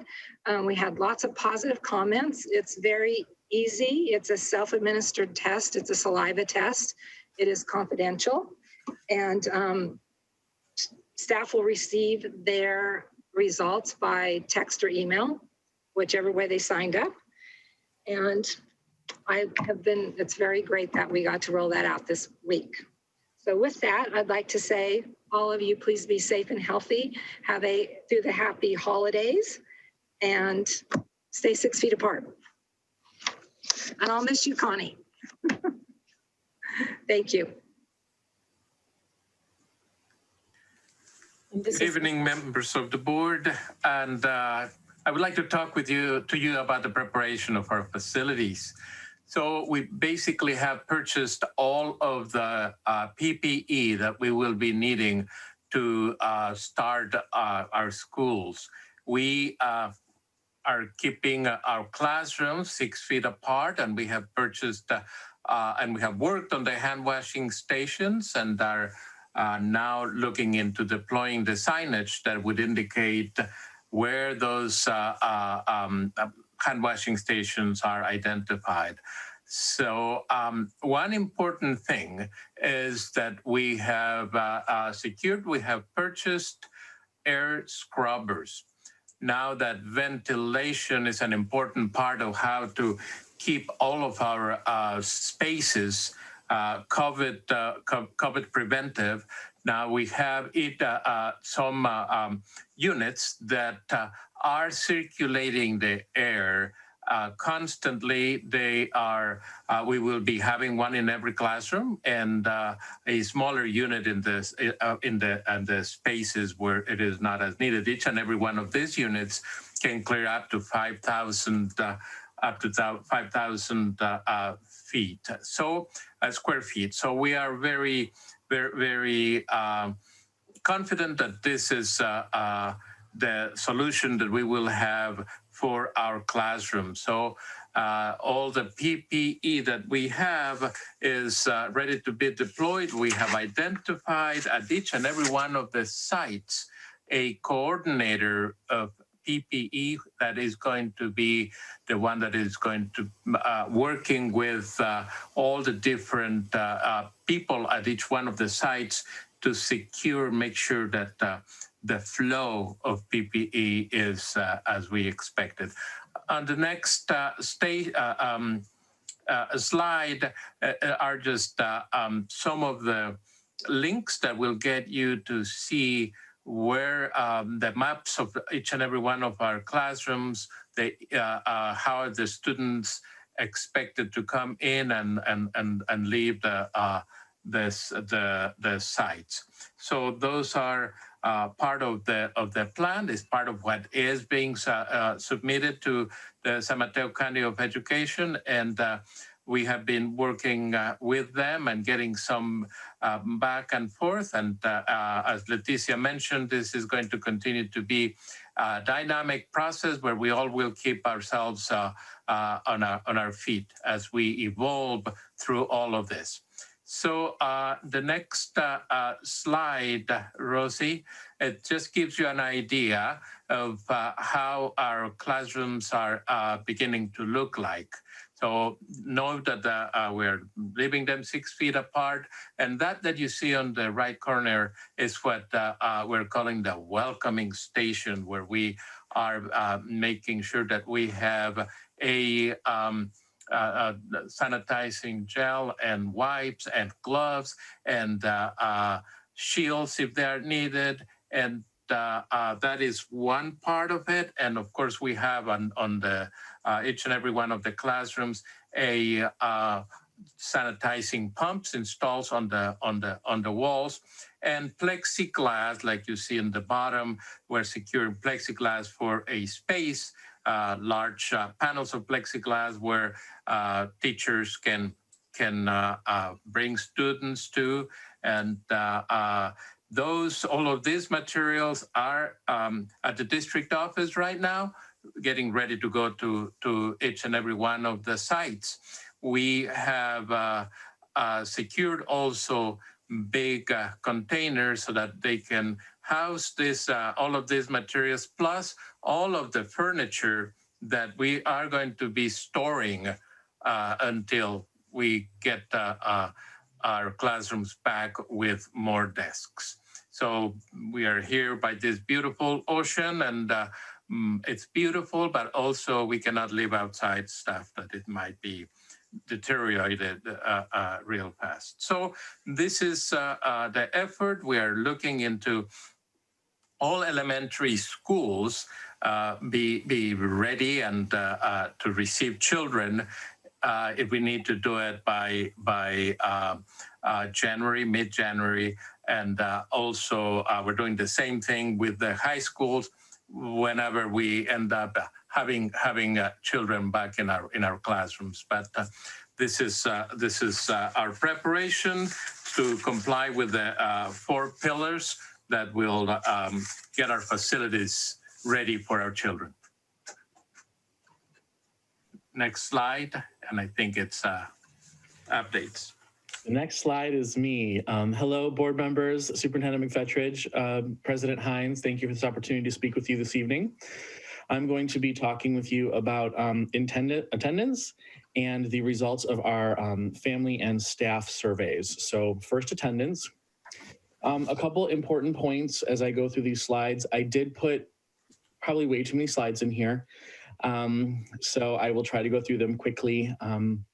But a couple things to consider as I do go through them is daily participation is used to track attendance. So it's not your traditional attendance system where you say, oh, a student is here and they get marked here, or they're tardy, or what have you. Teachers take attendance based on if a student does show up, log in on their Zooms, but also attendance can be counted for participation, for teacher contact, for completing the work. So what we're looking more for is engagement of some sort. So engagement counts as attendance. So please think about that as we go through the following slides. The attendance code used for unexcused absence, not engaged in anything whatsoever, completely missing in action, if you will, is RLU. So if you see RLU through any of these slides, it means remote learning unexcused. Let's continue, please, Rosie. Okay, can we, I think, yep, total absence summary, 26, thank you. So this is a total absence summary. Many of these slides you'll see say A2A on them, and that's called attention to attendance. That is our attendance monitoring system that we use. And attention to attendance sends out our truancy and absent letters to let parents know on a regular basis that students are, if they're not participating, not engaged, and how we can help them to become more engaged with the learning. When you look at the other thing I need to share is attention to attendance uses between 33 and 35 local California districts that are close to us to come up with their baseline data to be able to use on these. So for example, if we look here, you can see, 26% of our students have excellent attendance, 42% have satisfactory. And there's also the exact numbers of students that A2A counts on these. The severe chronic is 195, and the rest I'm sure that you can see. And then at the bottom, there are some summaries, basically, 68.7% fall in excellent and satisfactory. And that is far above the state average. So we're very excited about that. And then 31.3 of our students have missed more than 2.7 days of school. And again, saying that they missed school does not necessarily mean that they physically didn't log in. It just means that there was not an engagement there. Next slide, please. This is a different way to look at the district chronic rates, and this is by grade level. So the overall average is the green line, and the blue bars are our district. And I am so sorry that the numbers at the bottom are difficult to read. We got this one from A2A, and we did ask to have it redone in black, and we tried to redo it in black, but we're unsuccessful. So I do apologize for that. You'll notice the largest places that we are over the average is first grade, and 8th grade. Those are the two areas where we are seeing spikes that are far above the A2A average. And the 1st grade one, we believe it's due mainly to the transition from kindergarten to 1st grade and being more independent. And then with 7th to 8th grade, we're honestly not quite sure. We're contacting parents, reaching out to families who are unengaged, and for our district, that seems to be a spike year. Next slide, please. These are chronic rates by school year, year over year. So we started using the A2A service last year. And so you can see, with Cunha, we've gone from 14.3 to 20. And the other buildings, are the same or have gone down, depending on, various factors. And this is just kind of a comparison to show you that, while we are in remote learning, and this is an unprecedented time, monitoring engagement versus traditional attendance, we still are doing, we're okay. I know it's concerning, and we, excuse me, want our students to be engaged, and there, I think this helps us show that in some cases we've actually done better. Next slide, please. Attendance by ethnicity. This is broken down by our own system, Infinite Campus. And this goes through the different areas of attendance, excellent, satisfactory, manageable, et cetera. And then by ethnicity, it shows us the number within each area and how our students are doing. Next slide, please. This is the demographic breakdown of our data set. So this is all of the people that were measured in this information that I'm sharing with you from A2A. And these are students who are considered quote unquote active in the district, meaning they are attending remote learning. It does not include independent study students. I'll leave that one for a second so everybody can, okay. It's okay, Rosie, we can move on, thank you. This is the engagement pyramid. And this just lets us know how we are moving through engaging students who may not be engaged, engaging families that may not be engaged, and the steps that we take. This pyramid was shared with all of our district as well as at the county level. Actually, the county has used our example, thank you very much, Dr. Bhatia, as a model of what you should do for student engagement to ensure that students are being reached, they're being engaged, and that we are doing everything that we know how to help our students actively reach their education. If we could move forward, please, Rosie. Thank you. Next one, family and staff survey results. I'm going to go through these as well. Our survey went out last week with a whole lot of fanfare. It was vetted by various PTO groups. It was vetted by the Opening of School Steering Committee. It was vetted by members of management. So it saw eyes. I think Leticia and I added up that it was over 100 sets of eyes that were on this survey prior to it being given out to be completed. So I would like to thank all the various committees and people who had their eyes on this survey and their suggestions. We went back to the drawing board many, many times over the 3 weeks that we designed this survey. So thank you to all who participated in that process. The big ones I'm going to share with you today are, these are staff surveys, and which assignment would you prefer after San Mateo County and Coastside conditions approved orange? So these are the different types of things. The majority of people, it was very, very close. The first choices were hybrid learning model, and then the other was remote learning model. Those were the two big ones of our teachers, and those numbers are very, very close to be their first choices.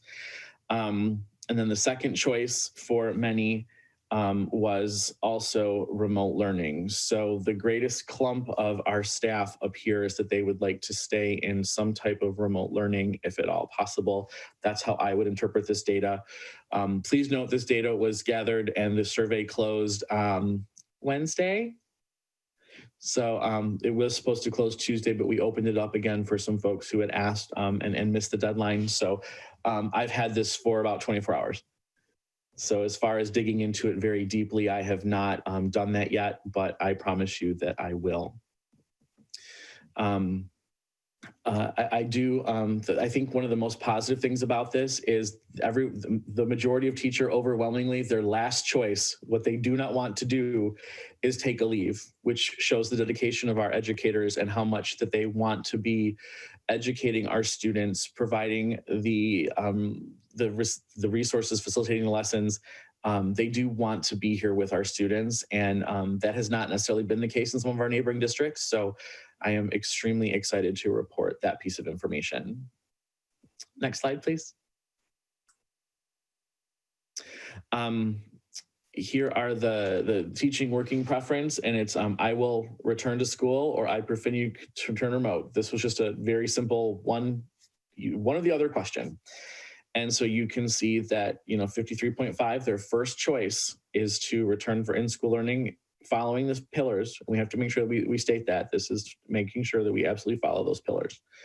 And then the next, the 46% would prefer to continue remote teaching at home. So, not a huge difference in those percentages. Next slide, please. These are the teacher survey results. So elementary, Cunha, and high school. So you know who is really wanting what by which area. It shows elementary, out of the survey results, out of the teachers that did respond, this is what they were hoping to be able to do as their first choice. Those would be you can see, I'm sorry. This is just teachers. We took out any other staff as far as this graph specifically is concerned. Next slide, please. Parent surveys in English, and just shows again what people would like to have. And the first choice overwhelmingly is hybrid learning model, and followed by remote learning. And then we did offer, if people would like to try to switch, if there is space available, we are looking at how to make that independent study program larger and different. So I heard that's been a concern, and we are definitely not ignoring those suggestions. Next slide, please. Parent survey English. This is what parents who responded would like to do on the English side. 368. So overwhelmingly the biggest amount, elementary, they want a hybrid. And as you can see by the blue bars, hybrid is most preferred by our English speaking parents. Next slide, please. These are our Spanish speaking parents, I apologize. And so the first choice, there would also be the same thing, to be able to have a hybrid learning would be overwhelming first choice, followed second by the remote learning, and then third would be the independent study. Next slide, please. And this is the parent survey in Spanish with numbers at each educational level. So as you can see too, mostly folks are looking at hybrid for elementary and intermediate, and then at the high school level, it's kind of tied between hybrid and remote. Next slide, please. We did a separate one for TKK because they have, as Leticia mentioned earlier, a little bit different of a model that they're hoping to do with the half days. And so this went out separately after the main survey to make sure that we did address the specific needs of the TKK parent group in both English and in Spanish. And you can see what people, hybrid 2 days, hybrid 4 days, and remote. And the English side, overwhelmingly hybrid 4 days. And then the Spanish speaking, I know the bar looks a lot larger because of a number of respondents we had, but they're actually very close for hybrid 2 days and hybrid 4 days. And I believe that concludes my portion of the presentation this evening. So again, thank you for allowing me to share these pieces with you. And I'm happy to answer any questions at the end. Thank you, Jason. Okay, so now we just wanted to provide you just a quick update on all of the actions and work we are doing around the learning continuity and attendance plan, the LCA plan. And so Jason has done a great job, and Martha will speak a little further of some of the practices we're doing to support learning loss. So for example, we have adopted district-wide online assessments for core, for ELA and ELD and math. And these are the assessments as per our Senate Bill 98. Every school is required to measure the learning loss this year as well as next year. In English language arts, we also have adopted across the district with the input of our educators, various online programs, of course, recommended by our different staff at cohorts of elementary, middle, and high school. Some of this looks like Lexia, ESGI for Lexia actually is elementary through high school. ESGI is a lower elementary program. Delta Math for the high school, No Red Ink for middle and high. And iReady, continued support of iReady in the middle school. And these are just a few examples.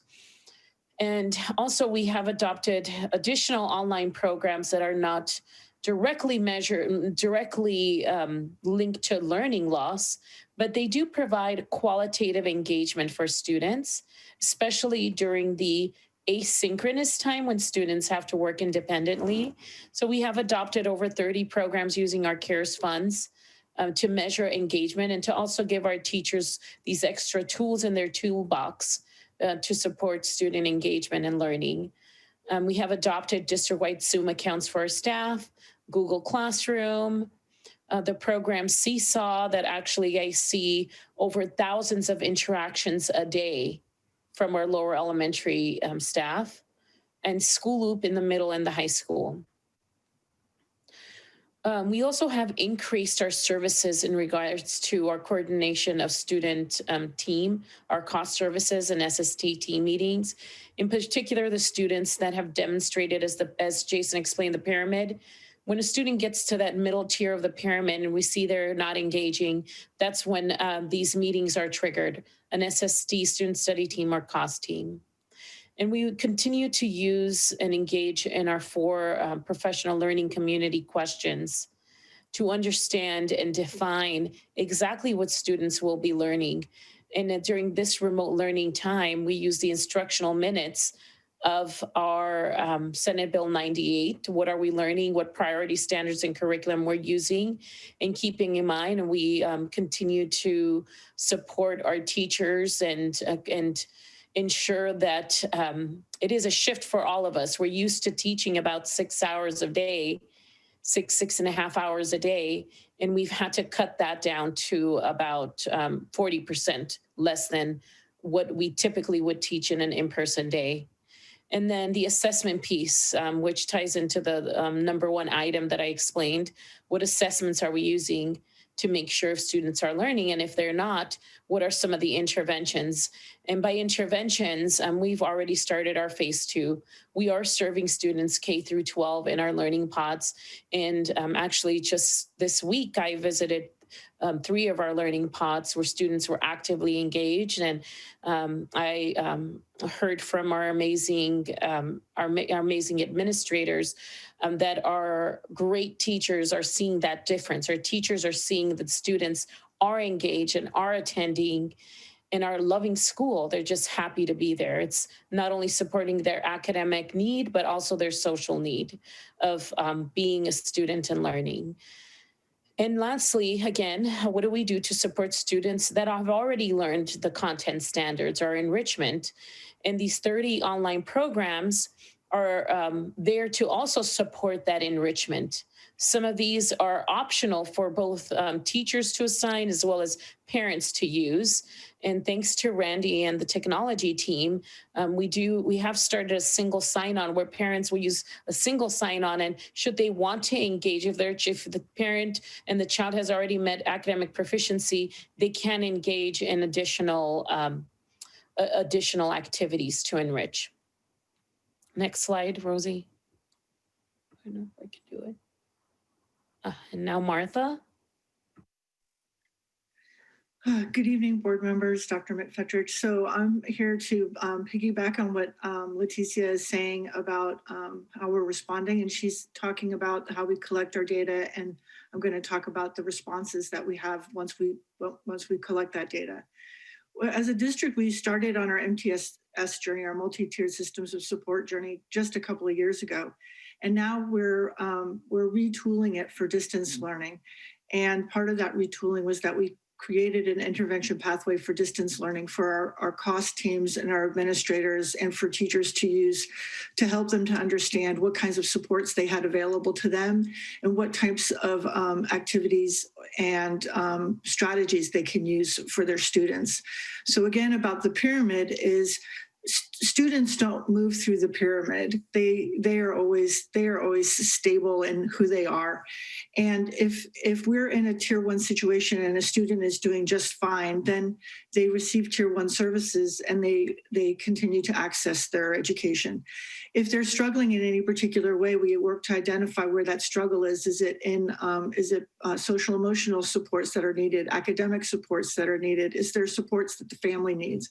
That might move into a more targeted space, but they're still receiving tier 1 supports.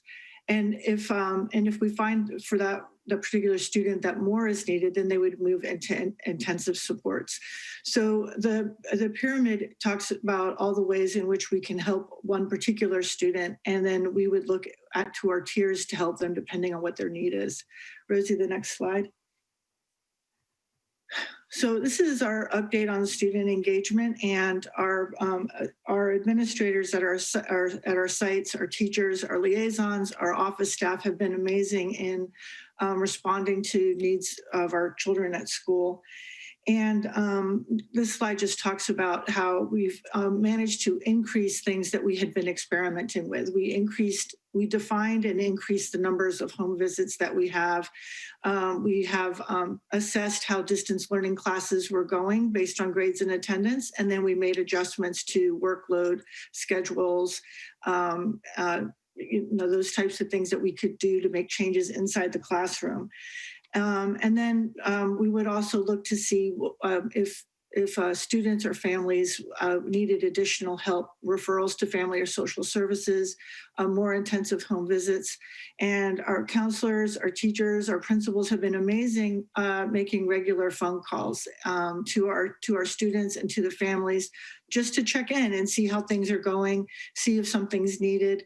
Many of our teachers have been driving to students' homes to drop off materials, to check in, to wave hello. We've had lots of car caravans, not just for Miss Connie, who I want to say congratulations to her, not just car caravans for Miss Connie, but car caravans for all of our students at all the different grade levels. I'm amazed at a lot of the tier 1 supports, our partners with the PTOs. Our PTOs have always been our partners, but I see how they're outreaching on social media to our parents, how they're putting information out for another arm of information for our parents to access our opening of school support. I love getting on there and seeing Crazy Hair Day, Crazy Hat Day, the Spirit Days, their Spirit Days and Spirit activities at Cunha, just the really innovative ways that our principals and our teachers have tried and been successful at connecting our students to school in a way that is engaging and fun and makes way for learning. As far as our community partners, we're really grateful to ALAS, Star Vista, Coastside Hope, Coastside Mental Health, the Boys and Girls Club, Puente, and Second Harvest for supplying, for kind of being like wraparound for us in terms of meeting our families' needs in this really difficult time.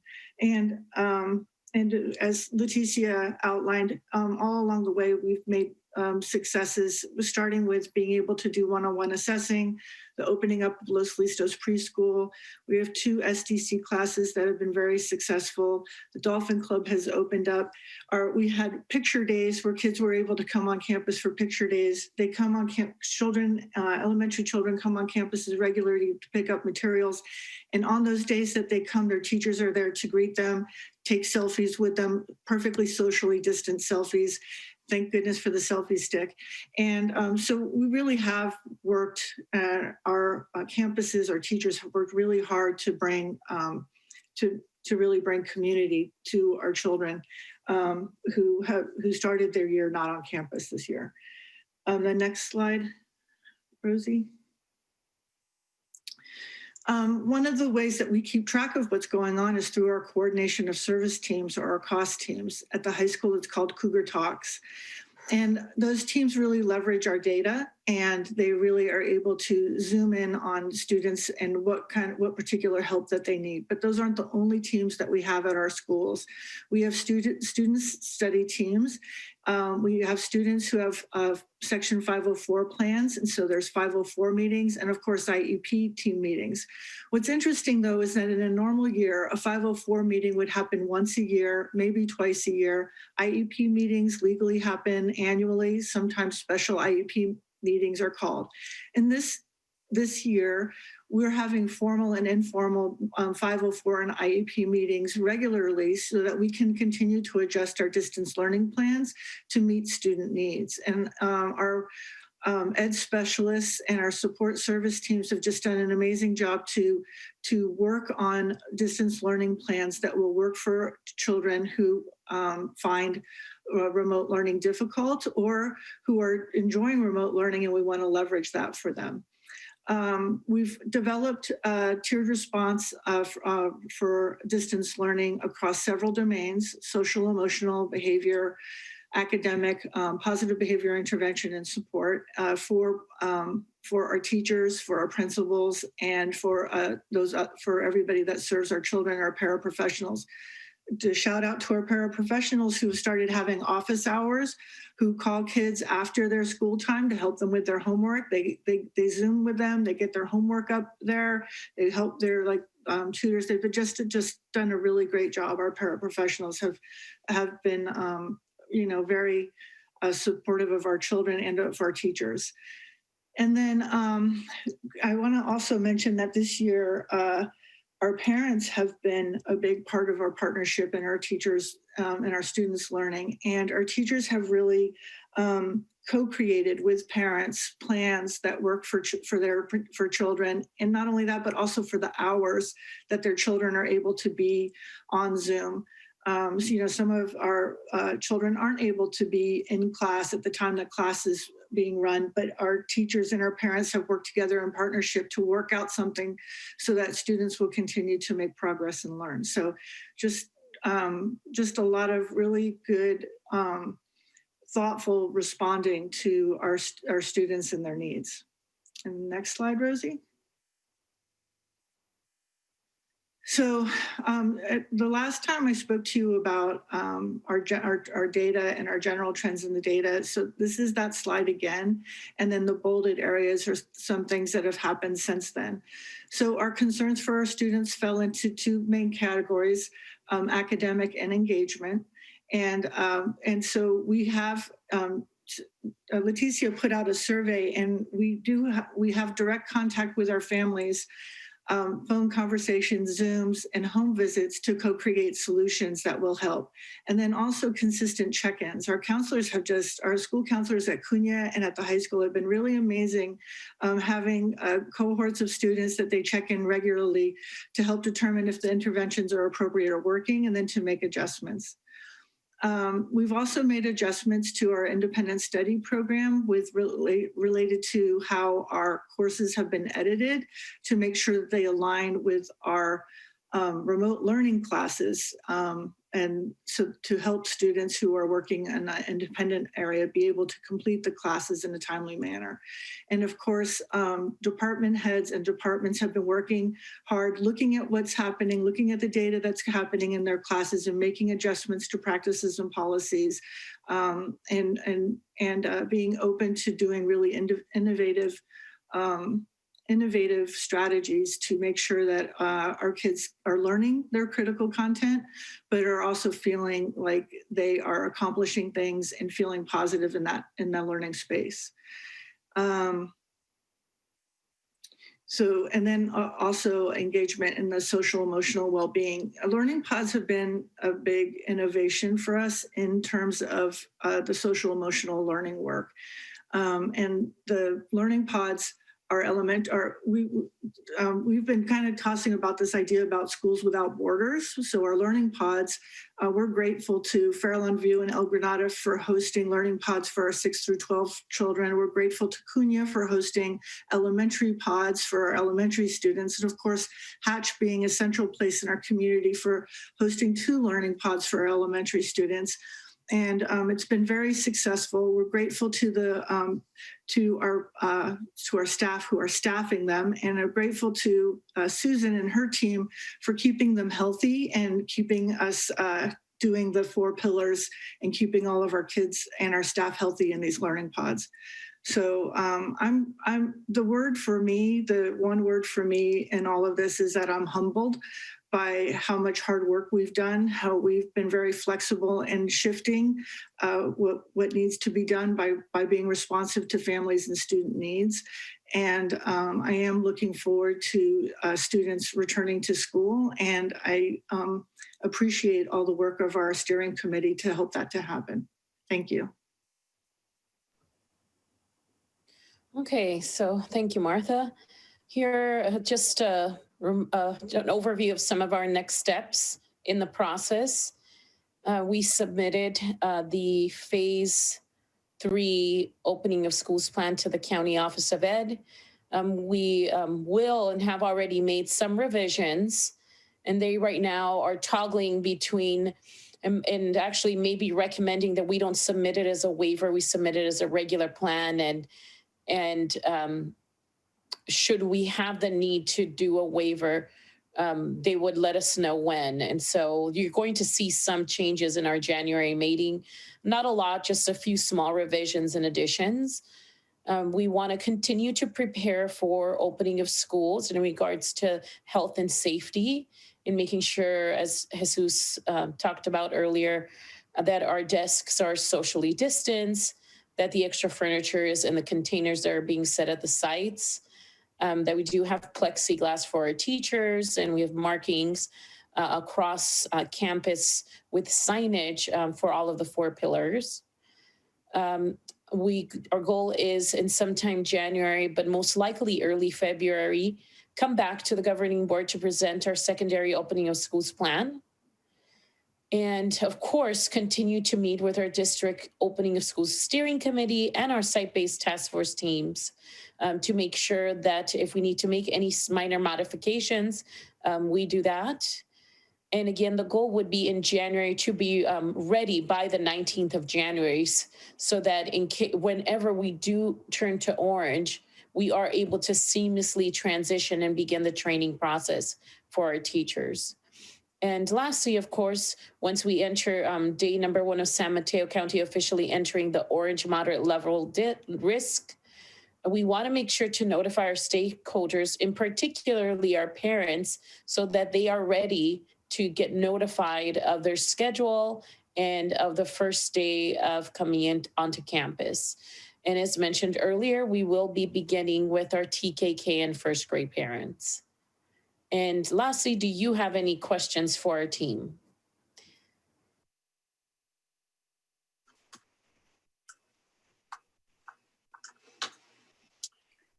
Thank you. This is a lot to digest. I think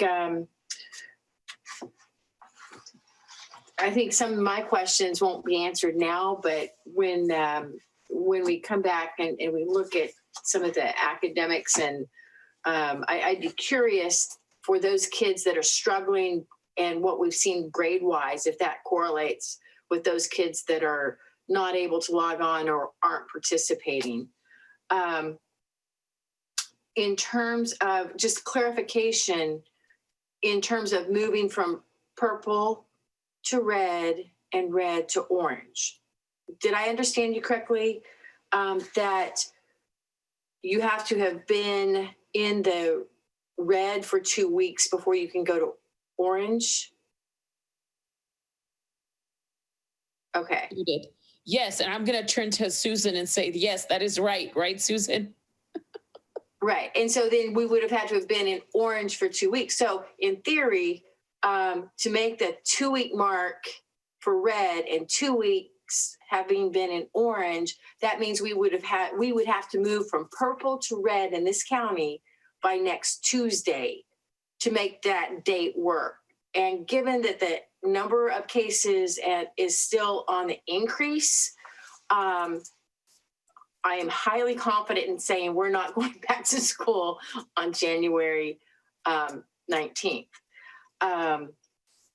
And so, yeah, so that's... We're estimating, President Hines, probably end of February, crossing fingers, early March. Well, and what I also, observation-wise, in terms of teachers' level of concern, and I want to, I saw that there were probably maybe where even with households, there's a split between getting back into the classrooms or staying remote, closer to 50-50. If you look at the teachers, I would say there's probably more that are interested in staying remote right now. And I think that's very indicative of looking at the situation we're in. And I think it's really important that not only do we talk about being in the orange tier, but as we move forward, is the back to school committee ingesting like the data on studies, the fact that asymptomatic people can be transmitting this virus, the fact that we know kids transmit amongst each other and take it back to their households. I appreciate all the work that's been done on the 4 pillars, and I think we're probably in better stead than many of the childcare centers or schools that have had the upticks in classrooms, whether it's with their staff or with their teachers. I think, they may not have had as much lead time to do their due diligence, but we do know those transmissions are happening. And I think we have to make sure that we're listening to that safety side of things. So I'll try to say this, but Susan, clarify if I say something that is not apropos. So the articles that we've read is that there is minimal spread among our elementary students, that actually the students may get it from the adults in the class. That's a higher risk than the student giving it to the adults. It's a higher risk that the adults in the classroom give it to the students. However, in 7th and above, because actually in the purple tier, we are able to, that should all stakeholders feel comfortable and their recommendations align. Schools are open right now in the purple tier, but the county and the California Department of Public Health say that it is a high risk to open 7th through 12th. So we do see that there is transmission from student to adult and adult to student 7th through 12th. But the data shows quite the contrary in the elementary grades. And the articles that I have read locally here in the North Bay and even in the county, there has been minimal exposure in our elementary grades. I mean, and we can see that even in our Los Listos preschool. There has not been a school closure in our Los Listos preschool, thanks to Susan and Heather and her almost perfect, very perfect contact tracing, very perfect. There are sites that have closed down, but we have not. And Susan and Heather have been very diligent in making sure that they followed the entire protocol. And so for elementary, it's not as much as a concern from the research I've read. It is a concern for middle and high school because the transmission is higher during those grades. Did I summarize that right or no, Susan? Do you have you did an excellent job. It's adults that they find are spreading it, and it's really issues of in break rooms with their mask off, under 6 feet, eating together, standing outside less than 6 feet. Most of the data, you're exactly right. It's 7 through 12. That's an issue of spreading in students. They're older. They're more of a going towards an adult case. But in the TK through 5, it's 6 minimal. It's not really concerning. I think we've showed that in many schools, and there's many studies all over the world showing that of schools that have been in session since April and May. With that said, I just want to add that this is emerging science. And I know that I received from a medical practitioner today new research from the Center for Diseases and Control about the fact that even though young students may be asymptomatic, they may spread it and they may take it to their homes. So I just want to get back to President Hines, your point too about the timing of it. Remember, these are the recommendations from the Opening School Steering Committee. We will bring back, when we have a waiver or a plan approved from the county, to this board, and it is completely the board's purview to ask us to go back to the drawing board or to resubmit or to make a decision.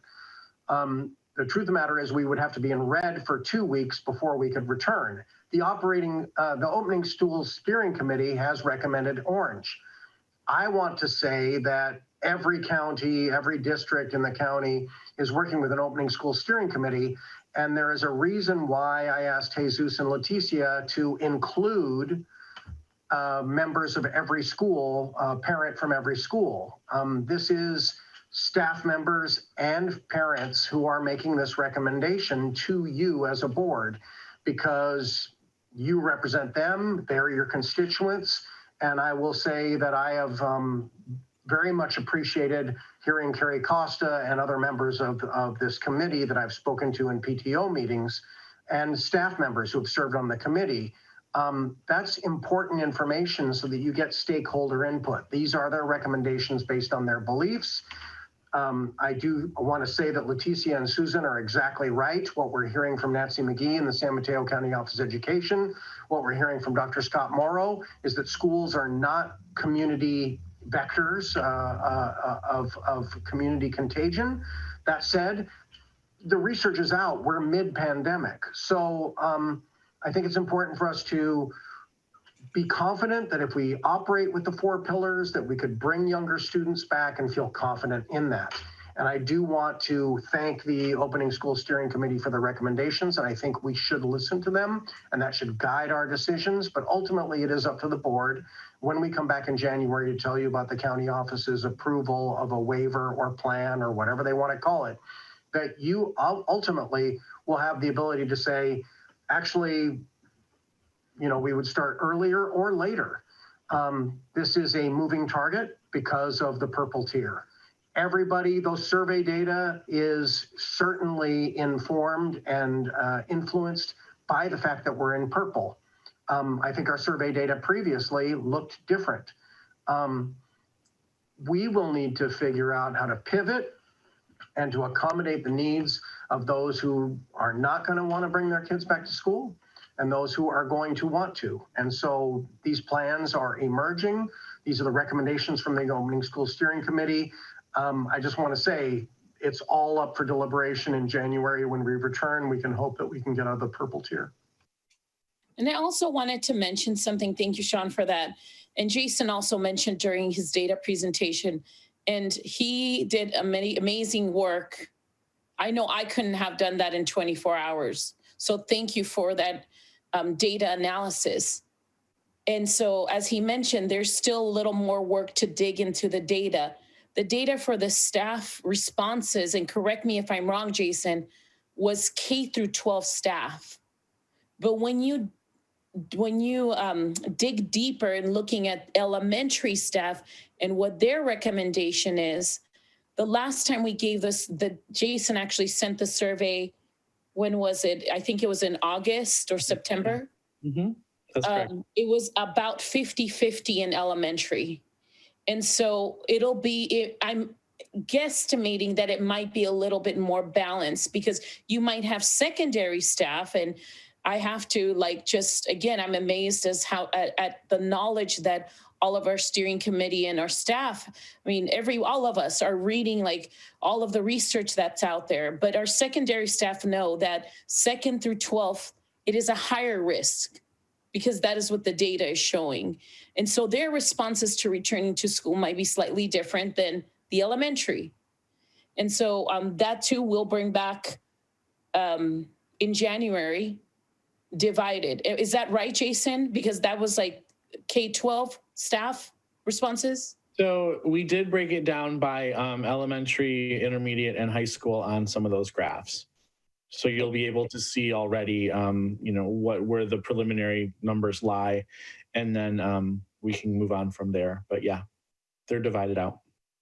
And then also please note that there's the specific graphs labeled teacher is where we took all the other staff members out and only put teacher results. And then the other graphs include all staff, meaning, office staff, paraprofessionals, anyone who is working at the school site. Thanks I will also say that the survey data is only as good as those who filled out the survey. And that's always your problem with reporting. So you will see that, we had good survey data, but it's for those who filled out the survey. And so this is a moving target, and we are making estimates based on who filled out the survey. And it is difficult to force people to take a survey. In fact, some people do not want to take the survey because they feel uncomfortable doing so. And I think your results may be, I just got to put it out there. I mean, this is never an exact science. It's skewed by the fact that we're in purple, and it's also skewed by people's fears about committing or wanting to take the survey. And so it's just going to be ongoing work. What is important for everyone to understand is the reason why we do these surveys is because we need to know how to staff. At the end of the day, even if all the families wanted to come back, we would not be able to open if we didn't have the staff to come. I would love everyone to apply to become a substitute teacher, and then we could try to fill those gaps. But we have a teaching shortage in the state. And if there are teachers who, for whatever reason, are not comfortable coming back because of concerns, which are righteous concerns, and I have empathy and compassion for them, and I have to stand up for our employees who have those concerns because of their health or the health of the loved ones in their households, I totally get it where they might choose not to return or to take a leave. And if that's the case, poor Jason has to work on how do I staff these classrooms. It is really a very challenging human capital problem. And so whenever we get to this, and I talk about this, I've been to 4 elementary PTOs in the last 3 weeks, and people have said to me, Sean, when can we open? And I have to say, it depends. It depends on the governor, the legislature, and the state. It depends on the county health doctor, our county health numbers, our tier, and our county office of education, and our plan. It depends on when families want to come back, and it depends on ultimately the board and your decision making in the future with all the data we can provide you, which I think it's important to go slow and make sure we get it all right because the risks are too high. But ultimately, this question is going to depend on whether or not we can staff classrooms. Because if I can't get someone in the classroom, we can't open it. And that's just the bottom line. This is not where any HR director, bless him, poor Jason, this is drives him crazy, I would think. I know it drives me crazy thinking we have all these grand plans, but ultimately if we can't, and I will say that because I know of another district in the county that their survey data was much more disturbing, and basically a huge number of them saying they would take leave. It is a problem. It is a problem statewide. It is a problem nationally. It's a social problem where, and if you look at, I'll just say it, California Teachers Association continue to implore the governor to make some decisions. And I understand why they do it. They're representing their members, and I understand why they're doing it. Because at the end of the day, even though we're essential workers, I think many of us are very concerned about getting sick. And many of us are concerned about our students getting sick.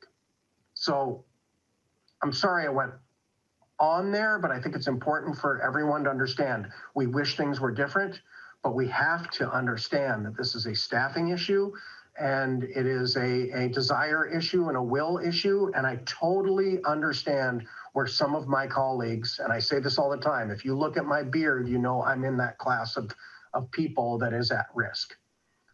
Every day I come in here and I look at my wife when I'm leaving the house and I think, am I going to get sick today? I would like to be able to just invoke hope, and we can do this. And there's all that science on that front, and we can follow the 4 pillars. And I do it, and we come into work and we do that. But I do understand that this is a very serious decision. It's a serious decision for the board. Once we have all our plans vetted with the county, it's a very serious decision for this board. And it's a very decision for us every day we come to work. And we also know that the risk of students being at home and learning loss is also a big concern. There's no easy answer on this. I have compassion for all parties. And in January, we will also bring data of how many schools in the county have an approved in-person, some form of hybrid plan. Right now, when I last looked, we have about 35 to 40% of the 22 schools who currently have an in-person plan that has been approved. And similar to our recommendation, there is about quite a handful of schools that are recommending coming back in the orange. And I know San Francisco and South San Francisco, they did call not to return, but we'll bring you that data in January, because I do know that there are about 6 districts that are like us that have submitted plans and are waiting for county feedback. So that also can maybe help you in making the decision of what our next steps are during our January meeting. I just want to acknowledge all the work that has gone into this, and like Sean has said, this is ongoing work, and there's no perfect science. And I could tell, how much work it's gone into this, and I just want to say thank you. I do have some, maybe some just maybe concerns, and also just questions about the data results, the survey results. And I saw the results for Spanish speaking, but I guess knowing that this district, there's more than 50% of Latinos. And even though some of these kids are not all ELD, because at one point they reclassified, they do come from Spanish speaking native parents who are taking these assessments or these surveys. And unlike the other results, I guess I was wondering how many in total surveys were returned in Spanish, because in general, it's very different how you reach out to the Spanish-speaking community. Some parents are also even illiterate in Spanish. So I'm more concerned, because I think that those are the ones that are the harder to reach, and the ones that are not going to respond because of various reasons. They're illiterate. Once again, even though the kids are using social media, doesn't mean that the parent is comfortable with that. So I'm just I guess I'm just concerned how we're reaching out to them. I know in my personal experience, I got an email, and I've heard this. The survey came in from Jason and Jackie, and I know who they are, but some of these parents don't know who they are. They know who the liaison is. They know who maybe the principal is. They definitely must know who their teacher is, but first of all, it's just, and especially with all this spam email and stuff, I'm just concerned that we're using a very general way of reaching out to these families who predominantly are not engaged and are very, it's just a different approach. And I know you guys are working really hard, but I would hate to give up because it's an impossible task, but I think it's a very important thing to consider because these are sometimes the parents or the families that are struggling the most and are not heard very frequently or often. And I guess I just wanted to throw that out there. I think certainly we can take efforts for future surveys to let liaisons and principals know that the surveys are coming and to pay attention to them. And I know that efforts have been taken great efforts have been taken in this district to, translate and to provide a translator at every board meeting. But we know that not everybody goes to a board meeting, to use the liaisons to translate items. But I think that's a good point, Lizette, that we should be working to communicate and reinforce, hey, there is a survey, we really like it, and you to submit it. I would say that it's important. And I also want to like I get it, and I really appreciate all the efforts and the translating, but sometimes just translating is not enough, because sometimes the translation can be very technical because some of these things are I mean, me myself, I speak English, and some of now I'm a little more comfortable with things that are happening and the way that the board runs, but there are times where it's like, oh my God, what was that like? And it's intimidating to say, I don't get it. And so I guess sometimes just translating it and by itself isn't, there needs to be more. And a lot of the times, a lot of these families that are very committed are very relational based. And if they have no idea where that this is coming from, they're not going to spend their time for very various reasons. And right now, I mean, a lot of these families who are, on survival mode because they're the ones that are, their jobs are unstable because of, restaurants and the nature of their work. And it's not everybody, but it is a good percent of people. And even if it was a small percent, I think it's important to just accommodate them and just kind of, I mean, it's not going to be solved overnight, but I'm just putting it out there. Vice President Cortez, I want to thank you for that. One of the things that we have been talking about after receiving the results of the surveys is how to distribute them differently so we do indeed get more results and people understand where they're coming from and why we need the information. And so one of my hopes, and I'm maybe saying this prematurely, so don't shoot me, Dr. McFetridge, but I would definitely like to see the surveys come out from people that have relationships with folks in the community and not necessarily directly from Jackie and I, because, as much as we do get out in the district, not everyone knows who we are. And I understand the relationships and that needs to come out from community liaisons or possibly, a PTO or whatever we can do to build those relationships to make sure that people are understanding and comfortable sharing the information with us. So that is something we're definitely looking at, and I 100% agree with your sentiment. Thank you. Another thing I would like to say is I appreciate Dr. Bhatia, thank you for the the definitions of asynchronous and synchronous, and basically saying, kind of it's like asynchronous is the equivalent of what kids are having on Wednesdays. And then something like that. I get my definitions confused, but I think it would be nice to see it in future surveys. Just I guess just a little brief reminder of what asynchronous and synchronous means.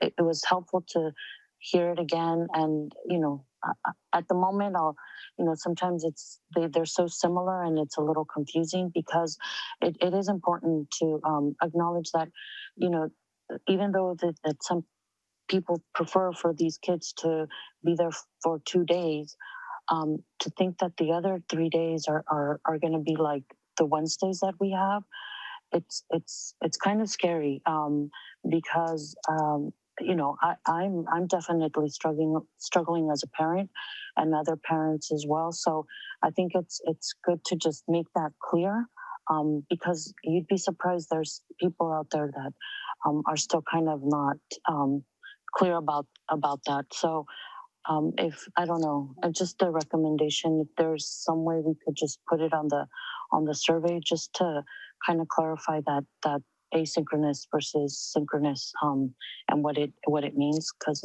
it is a little confusing. Yes, thank you. And we will continue to do that. And we have worked with our site leaders, our community liaisons. I do want to say that there was another effort I'm going back to the Spanish survey. There was another effort in a school messenger communication sent out to our Spanish-speaking families to complete the survey. And we probably did get, I think after I talked to Jason, probably like another 10-ish or so families who completed after that outreach. And correct. And that's also why we opened the survey back up for the extra day, to make sure that additional outreach, and we could still allow longer time for people who hadn't been able to access it, but also enough time to try to turn it around to get it to you guys tonight. So it was one of those walking that fine line. And the other thing that we found out, thanks to Jason and the team and doing the analysis, is that our DLAC has been very clear that it's very hard for them to read email. They're not accustomed to opening email, but the majority have a cell phone and receive texts. And so we will continue to do our text drive, because on the school messenger messages, we did say, thanks to Jason, and he's the one who has been just breathing the survey data, 80% of the emails, 80% of parents, it was verified they received emails, because we send the surveys both in email and text. But in text, it was the complete opposite. We only had about, I would say, 15, 20% of parents who had opted in to receive texts. So even though they do receive text, there's an actual process where a parent has to opt in and say, yes, I agree, and I understand that there may be extra charges if I receive a text. And so just today, our amazing Rosalba Segura and Jesus was present there. We had a meeting with our community liaisons to say that now that, it was a pandemic and we were in triage mode for the starting March until even the beginning of the year. And now we're switching more to a proactive approach in making those calls and asking parents, how are you doing? Instead of calling them and say, why didn't you show up? But why haven't you turned in homework? We are now ready to continue doing that, maybe at a little bit slower rate, but increase the proactive approach to parent outreach in a welfare check. And part of the question in their outreach would be, have you opted into text? If not, I can either help you on the phone, on the Zoom, or come into the office. And I myself saw, I happened to visit schools this week, and our community liaisons are amazing. They are always interacting with the parents on the call, and also keeping in mind, right, that they're interpreting papers. It is by law, if you have a school that's 15% or more of a certain language, we have to translate any documents going home. And so that's about half of their job right there. And so right now it is something that we are conscious of. And as the LCAP is around the corner, that's some fun I'll be having over the winter break.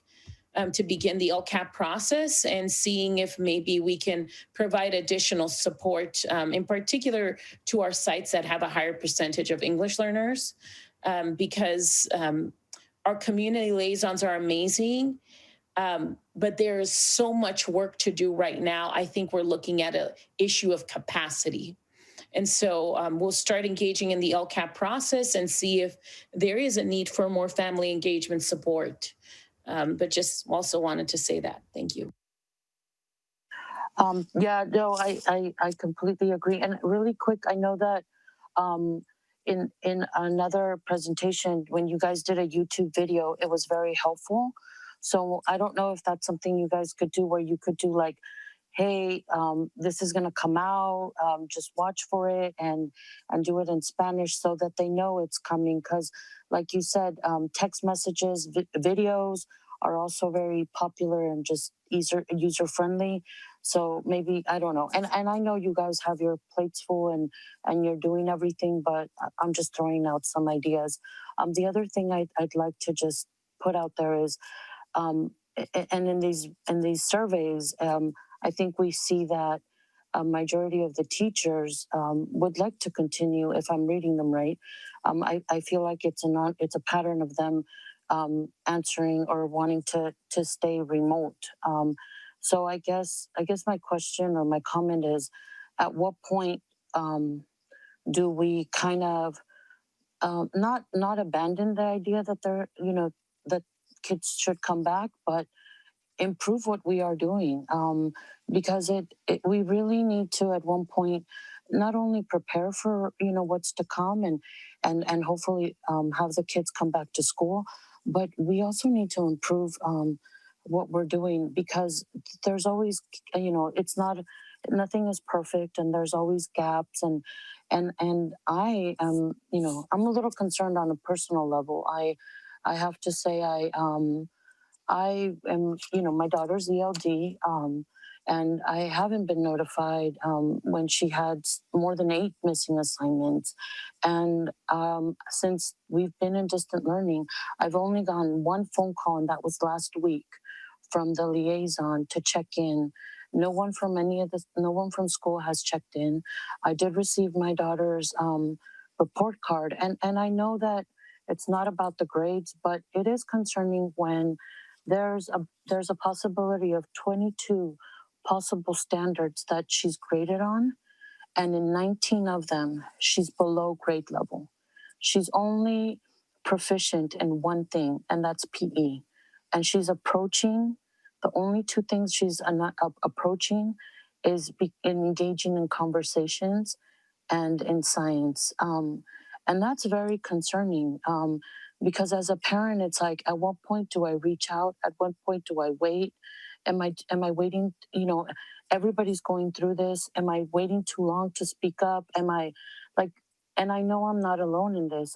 I also looked at her, at her report card, and she has a 504 plan, and it's not on here. And I haven't heard from anybody to give her any special support because of this 504 plan. So I guess that there are plans in measure. I'm just concerned, what about those kids that are falling through the gaps? And my daughter happens to be one of them. And I get it. It's not about the grades, but when it's the grades and she's not engaging, and this is becoming so difficult, and I wonder. I agree that there is more that we need to do as far as outreach.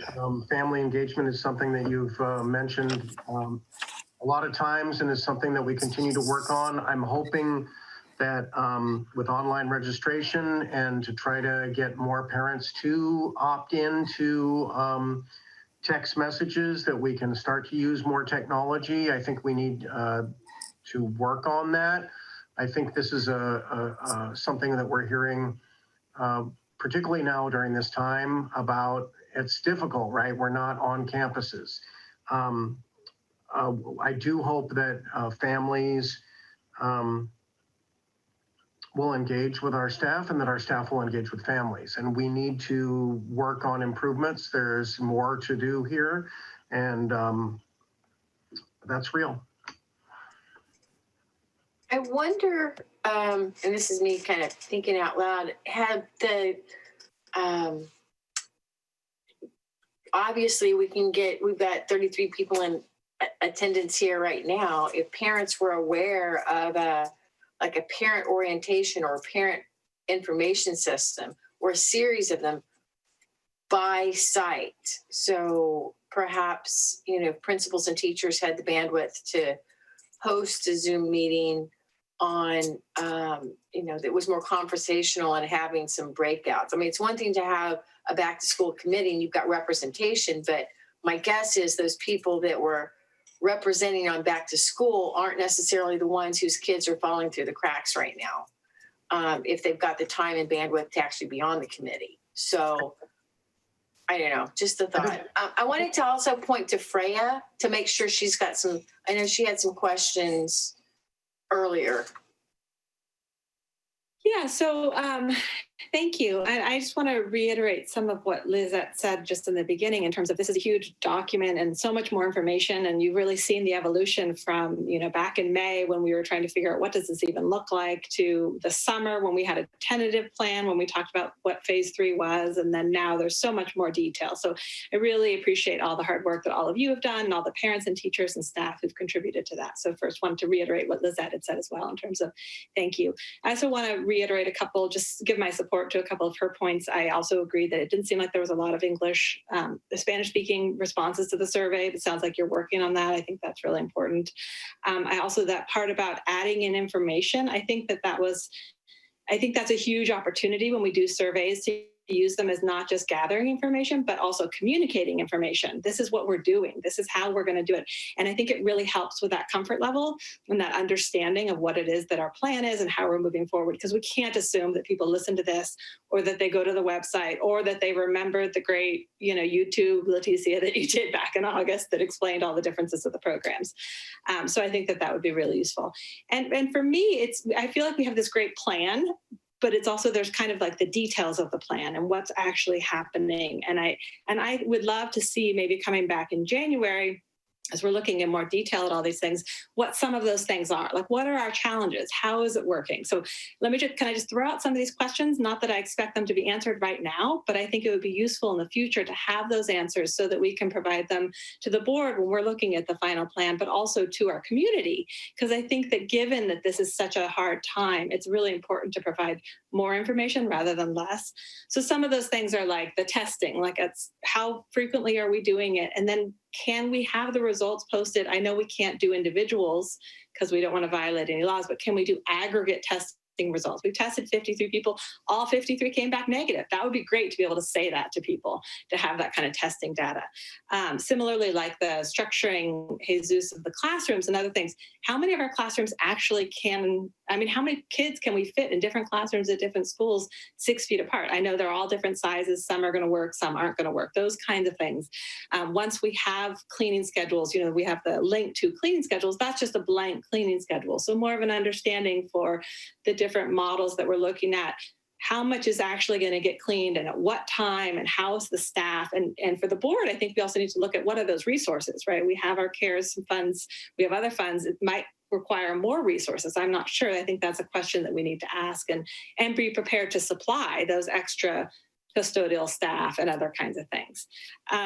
So I think those were most of my questions. And I had some questions on the contact tracing, kind of a little bit more details about who, Sue, I understand you do most of it at this point. I would assume once we kind of moved into more of a hybrid, that might be more difficult.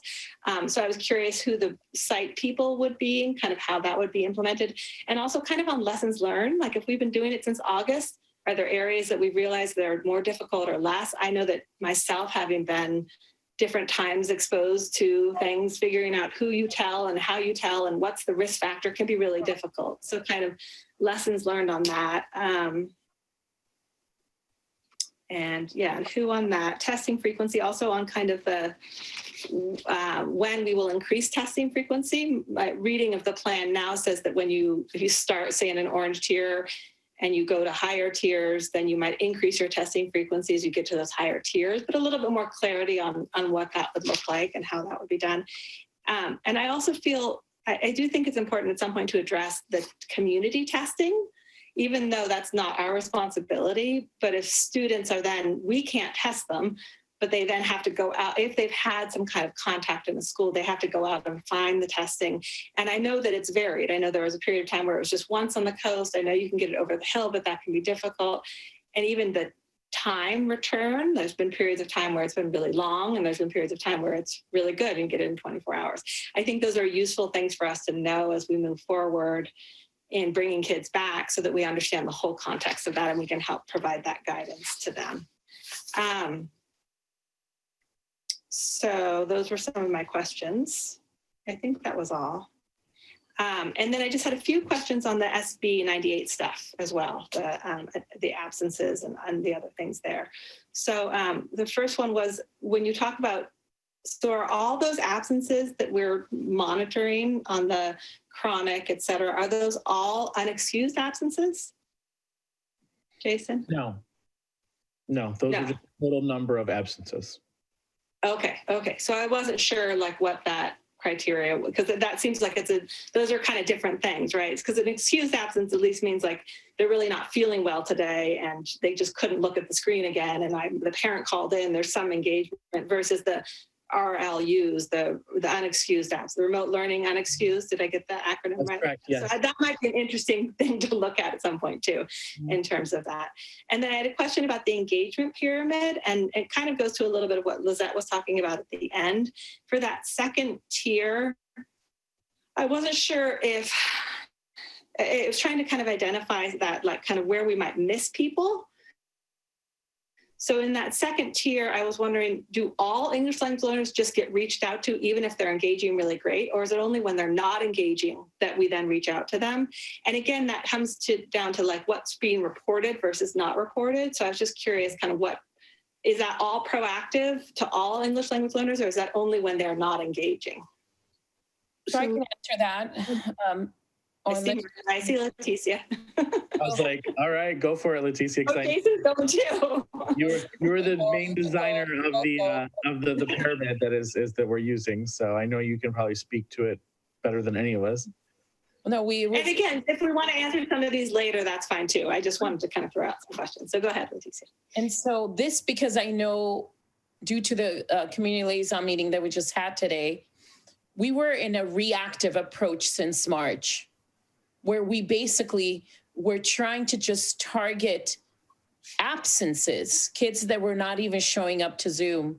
We're trying to train parents, train students how to use the tools, give the tools to the students, to our staff. So we were very reacting to the situation. Summer, well, none of us really much had a summer, but summer was there to plan, and then we opened remotely.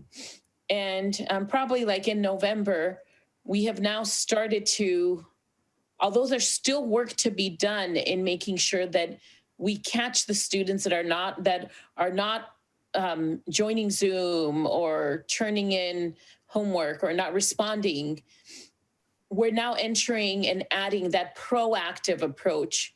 And not only ELs, because our ELs actually are a very small percentage. Actually, the new California dashboard data just came out. We have 21% of English learners. And so it is a little bit more than previously. I think last year was about 18 or 19%. The largest number of at-promise students is our socioeconomically disadvantaged. We're talking about an average of like, I think 45%. And so again, if you look at 45% of our student population, those are a lot of calls for us to ask one person to do. And it may take months. So we may not, although the intent is there, we just unfortunately do not have the resources to proactively reach out within a very short time frame. But that has started happening. We have started to look at not only our English learners, but also socioeconomically disadvantaged foster youth, homeless youth.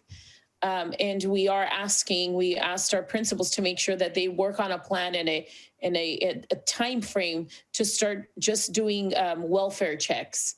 And we'll be engaging in trainings in the next month to begin the second part of the school year in continuing this proactive approach to reaching out to our at-promise families.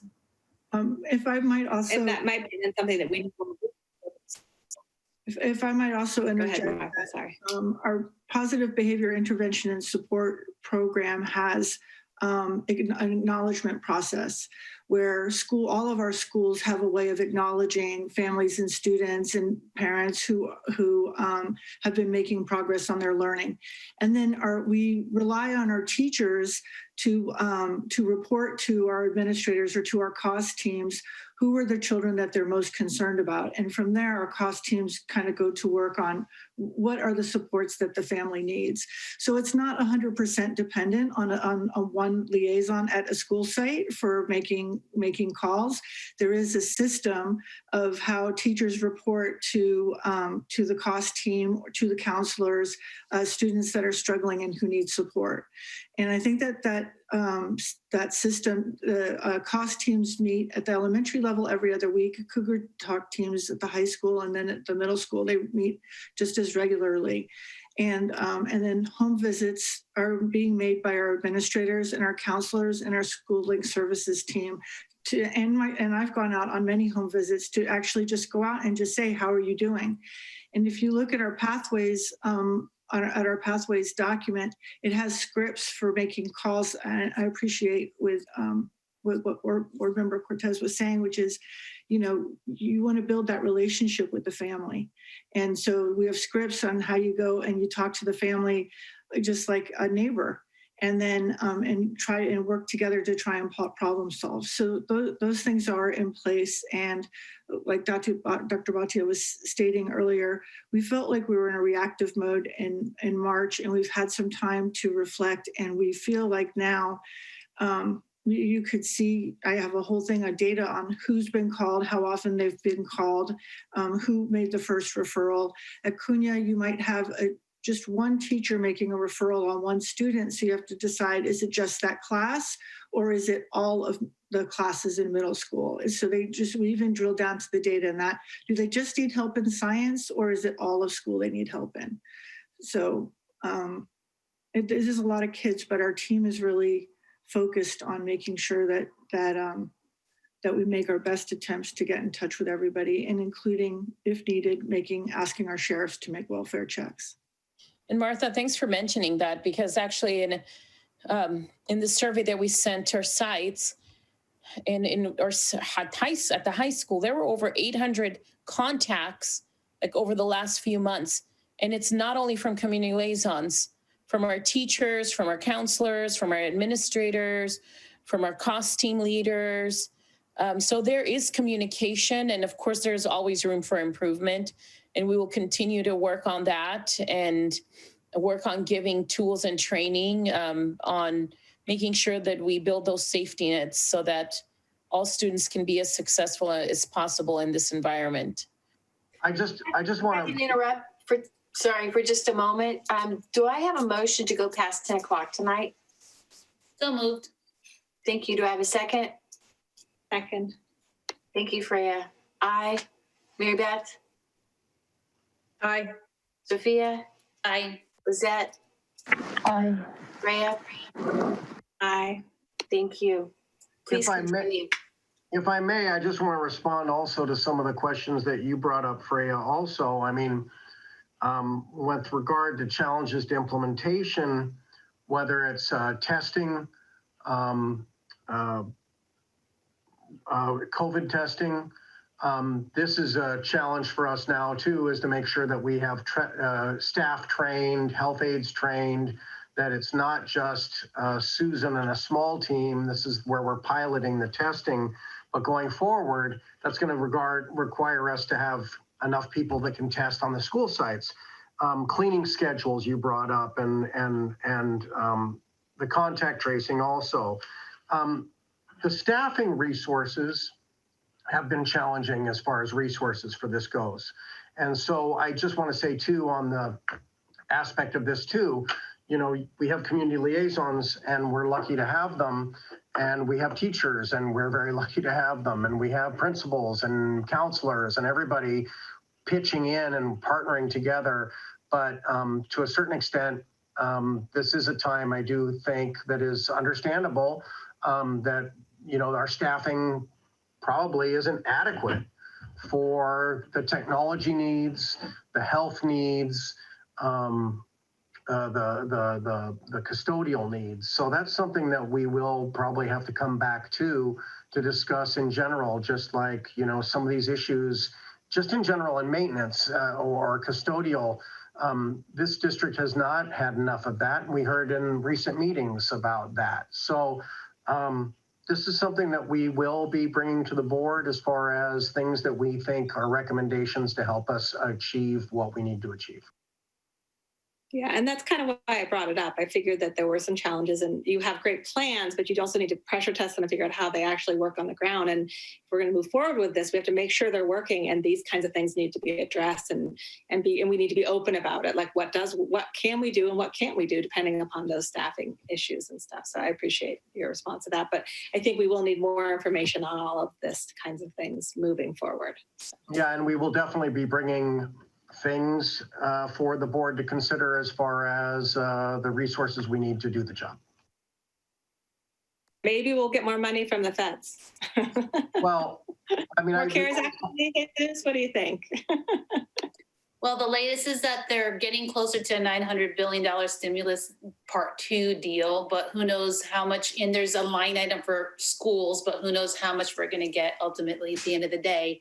And so to that point, aside from reiterating, everyone's comments about how much work has gone into this and how amazing it has been that despite our limited resources across our whole school community, we've been able to pivot. That was a really good word, Sean, in terms of everything, how we do everything that we do. Like, has anyone's job not completely changed in the past 8 months? It's pretty amazing. So first of all, because it's easy to get kind of stuck in things of like what's not working or what are we worried about? But I just want to acknowledge, like, on the whole, in the context again of the worst public health crisis we've had as a country in our history, like this is amazing. So I just want to start out by saying that. And secondly, I think the elephant in the room is, resources, and to do what we'd like to do to support our students and our staff and our school community more broadly, as we'd like to do, not only for learning loss and health in the broadest sense, not just COVID-19, but wellness and mental health and physical health and, beyond COVID-19. It's going to take, I don't know exactly what, but more than what we have. So I appreciate, Sean, that you're starting to do the kind of thinking through and can start to bring some proposals to us in terms of what additional resources you need. And hopefully we'll get some more money from the federal government. I think they're going to be more flexible because they can go into deficit, unlike the state, which constitutionally cannot. And despite good revenues, they are still going to be pretty pressed. So hopefully we'll get something, but I just want to point out that, we had conversations previously about reserves, and I know there were, different perspectives in our community about that, but this is exactly why we have reserves, is so that, it is a rainy day. We can dip in and hopefully, based on our need, not based on the timing of when and if and how much money we get from another stimulus package, make the decisions that are best for our school community, even if it's like temporary positions to say, we need more IT, we need more custodial, we need more nursing support for contact tracing. I mean, I could probably think of like 20 things just from the conversation today of what we would need. We need more HR support, more pupil services support. We need more, liaison support, more translation support. It's like literally 50 things. We are going to need more substitute teachers. So really making, that would be my recommendation, is like, there is a lot. So start thinking and start asking so we can kind of figure out how to move that forward, because those resources, even in the Bay Area, are going to be limited. But, we're here to help you, and it's a community effort, where we can partner with others to help with the recruitment process or whatever. I think it's going to take a lot more to do it, and also to not have our current staff burn out, because I worry about that a lot as well. You can only kind of race at a sprint speed for so long, and then it's a marathon. You got to have a slightly different pace and some more help So that's probably my biggest kind of, suggestion is there's so much in here that's so much good. We can probably talk for hours about things. I will just say two comments as well. I appreciate that. I don't remember if it was Susan or Martha said like layers of protection. And it's kind of comparable to the tiers of support that we have for our kids. So no one measure is going to protect us from COVID in and of itself. So we have the routine testing, we have masks, we have distancing. It's all about layers and redundancy in that system. So I think that's really important concept to know because, we need to kind of take that into kind of the whole view. And for better or for worse, I think it's going to be some time before we are back into a hybrid model. So hopefully we will have plenty of time, I feel, unfortunately, to work all these details through.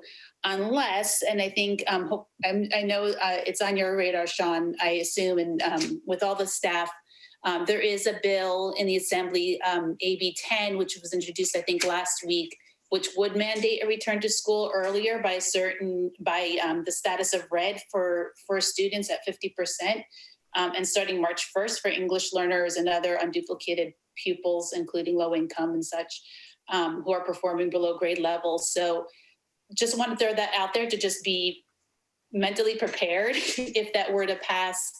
I would hope that there would be a carve out. I have heard some talk of a potential carve out for secondary schools because it's really hard to imagine how we can do that safely for secondary schools in such a short frame of time. But I just want to put that on the radar. As well as the vaccines. You mentioned that earlier, Sean, way back, at the beginning of your comments. And I think that's important to remember too, that there are so many parallel things that are happening at the same time. There is some progress being made at the state level with regards to student testing. And while we can't require it for educational service to which students are entitled, there is some hope that by having some infrastructure for student testing on site that you can assist, that it can be helpful, especially for that secondary level.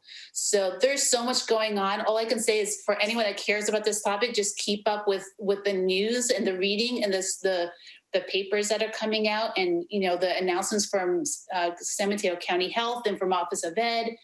Dr. Moreau has reiterated he feels it's safe for kids to be back in school, even when rates are rising, but the reality is if people don't feel that way, that's data too, that we need to take into account. So, thank you just for all the work you guys are doing. It's so much. And I know the points Lizette raised are chronic issues. And again, I'll go back to what I said, every meeting is, when you're in crisis, that's sometimes when you learn how to deal with those chronic issues because they're so acute that it becomes a more kind of pressing need. So maybe it is a chance to kind of experiment with some new ways of doing things a little bit differently. Are there any more questions or comments for the back to school discussion? If not, let's move on to item 7B, approval of AB 1200 form for the Cabrillo Unified Teachers Association staff. Good evening, President Hines, members of the board.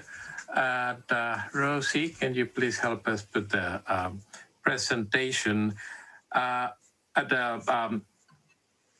Thank you. I would like to present to you the AB 1200 that would details the effect of the on the general fund of the CUTA salary increase. So it's back on the next slide. There's a little bit of a background as to where we were. Mid-November, November 17, we knew that we were going to be having an increase in our revenue from the taxes, and immediately after that, it was reached an agreement, tentative agreement that has now been ratified that includes a 3% salary increase for our CUTA. And we also immediately processed what is called a disclosure of collective bargaining agreement that SMCOE has now already approved or concurred with our projection that we could meet our fiscal financial obligations. That happened on December 15, and we are now, 2 days later, asking the board to final approval of that AB 1200 that will give us the opportunity to start the lengthy process of processing payments, making sure that we pay the retro, which since this agreement covers a retro pay for the 2019-20 of 3% increase, and also a 3% increase of 3% for the 2020-21. That makes a total of 6% over this 2 years. So with approval of what we will be, what we brought to the board today, we will start the process of paying those retro payments for 2019-20, 3%, and 2020-21, another 3%, which makes a 6% total going forward. And let's keep that in mind as we go through the next slide that just depicts what our reality was as of December the 8th that I brought to you. This multi-year projections, which of course shows our high unassigned balances. And the next slide, as you see, is beautifully black everywhere. And as we start considering this, the effect, immediate effect, we get to see our unassigned balance to go lower. I would like to point a couple of things as we look into our unassigned balance and reflect back on the notion of our reserves. The board approved to have a reserve of 13%, an unassigned, an aspirational 13% that we would like to have for economic uncertainties. And at this moment, when we look into our expenses against our revenue, we are carrying on those $4,350,892. We are carrying a 13.8%. That is about the aspirational reserve that we would like to have. Why is that? Because at approximately $5 million, that would be about 13% of our expenditures. And I am using our expenditures as we have them projected. That would give us about $5 million that we would need to have in that green line always. What would that get us? That 13% at this moment, with the current expenditures, would give us about 25-ish to 30 days of survival of district expenditures.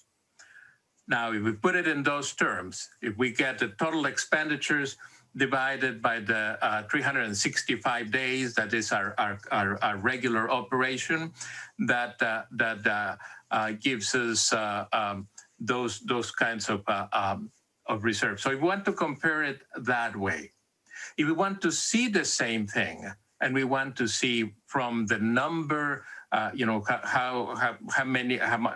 long can we get our payroll, meet our payroll at our current levels of our certificated and classified, everybody who runs the district.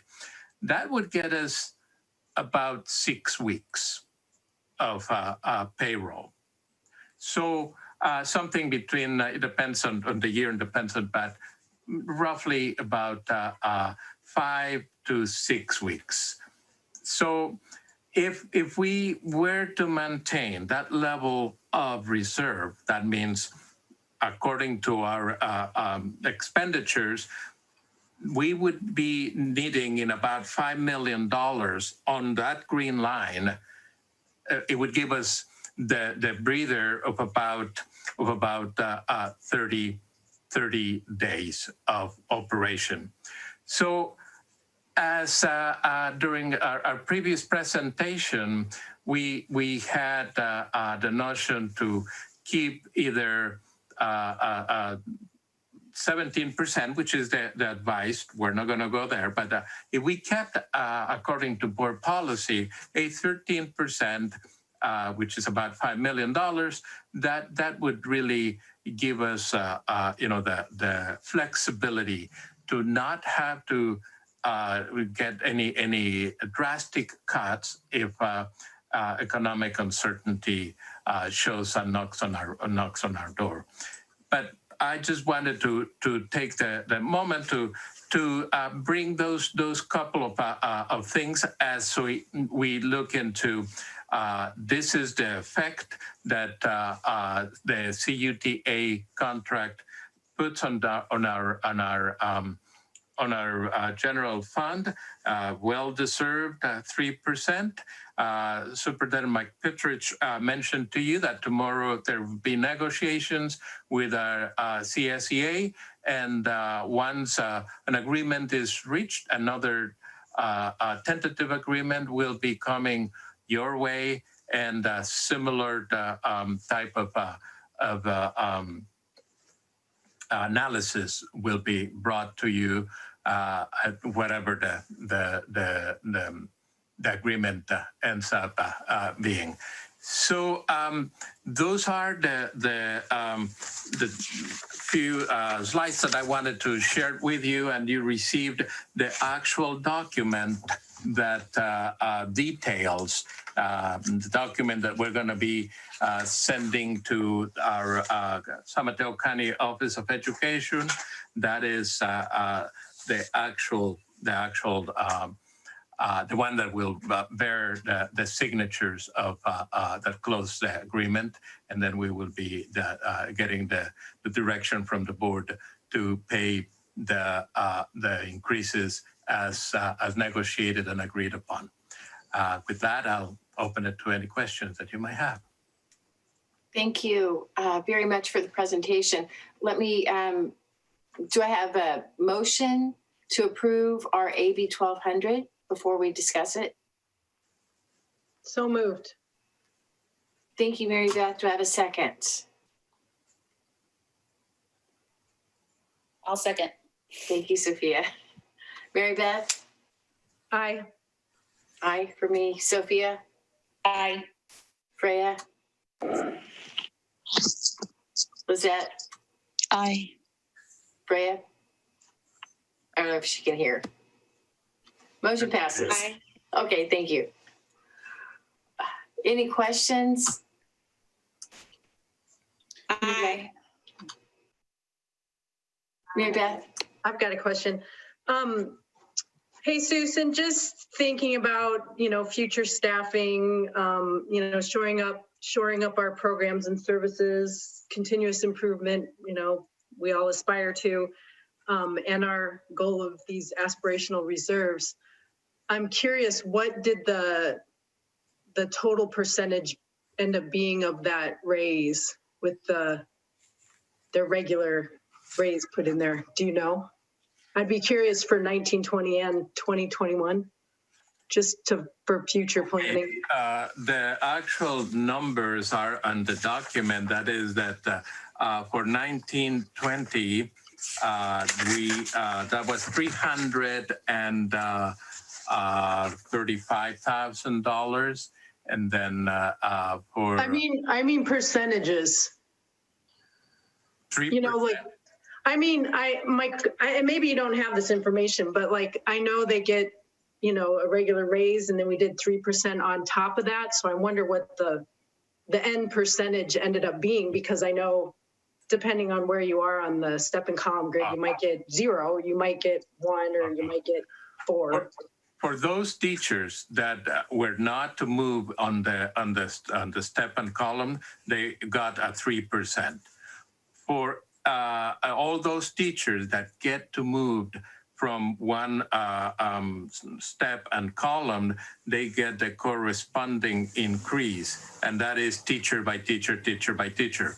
What we do to plan for that, we get 2% of our salaries we set aside for step and column, but each teacher gets its increase above the 3% that they're going to be getting, depending on where they are.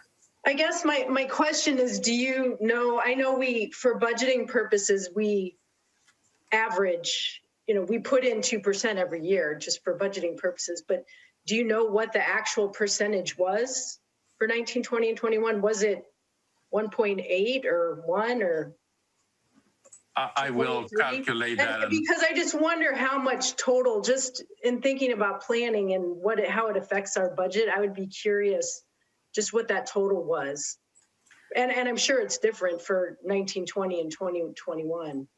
But I don't know, that just kind of helps me to wrap my head around it a little bit. I think you would have to do that employee by employee depending on the salary schedule. And that's the issue about when you look at the salary schedule and the step and column, it is difficult for us to get our heads around that on an aggregate. We use 2% as a general, this is what it costs every year for. Okay.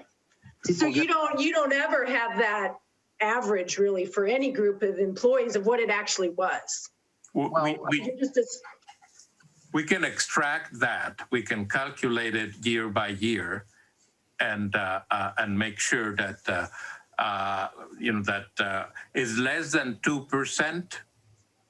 We set aside 2%, but it is less than 2%.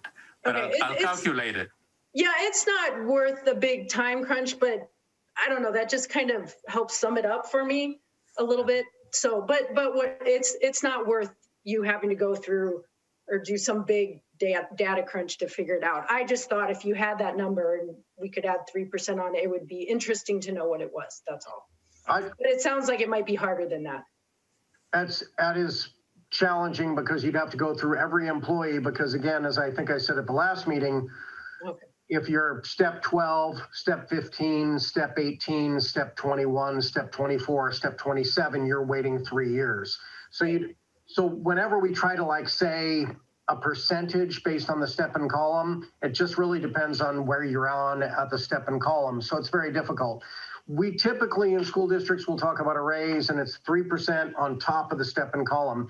In this regard, it was 3% for 1920. And then my mathematician friends will also tell me that it compounds a bit.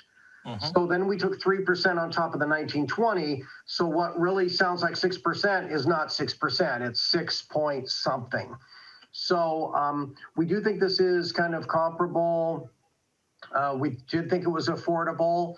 I do think it's important what Mr. Contreras has said, which is you can see that money start to dip, assuming that, and I'm just going to say that, assuming that we are taking care of the whole family, the other bargaining unit, CSEA, and our unrepresented employees, just for the record, we will come back once we can negotiate that, and we will show you another form, and Mr. Contreras will provide another form saying, okay, and that's what this does to us. We feel comfortable that will do that. As with regard to the reserve, yes, it would be ideal if we always had $5 million in the bank so that we would have 30 to 45 days safety net. But the truth of the matter is, I think we always saw that as aspirational. And I want to say something else. It is not sustainable for us to have the kind of strain on our employees that we have had in the last year and a half. We got lucky. We were able to get in numbers in October and November that allowed us to do this thing. And I do not think I think we need to have a conversation as a governance team going forward to say, let's aspire to that, but let's not try to hold on to that money when really necessarily we might need to use it for COVID purposes. We might need to use it for employment purposes. We have to keep the union together. When we talk about division or when we talk about seeing it from all eyes, we have to make sure that we are balancing the needs of our families and our students and our staff and the organization. Finally, I just want to also say that you just approved the AB 1200 even before discussing it, which thank you. Sorry about that. No, that's all right. It was an accident, but yeah. No, thank you for doing it. It's a testament to the fact that the board had authorized this. When we recommended it to the board, this was a governance team decision. Once we knew we could afford it, you approved the AB 1200. In January, we will bring back the contract for you to finally ratify now that we've approved the AB 1200. And with any luck, we will be able to bring you another AB 1200 or another contract to ratify for other bargaining units. We need to take care of our employees. Last year, we needed to take care of our solvency and our budget problem. This year, we needed to take care of our employees. It's just a thing. It's going to be this way until you are solidly basic aid and rich basic aid. This is going to be an ongoing kind of like, what can we afford? I do appreciate the board's patience and the community's patience and our employees' patience through the process. Thank you very much. I just want to add to thank you, Jesus, for the projected budget update with the raise. And as you said, we can see because we are deficit spending every year on this chart. That's why our reserves do go down. We do, as I referred to earlier, have some flexibility in the short term because of the emergency situation that we're in with COVID. And that's exactly why it's so amazing and that we got so lucky, as Sean said, with the fact that in this pandemic, the real estate market has not only held strong, but prospered.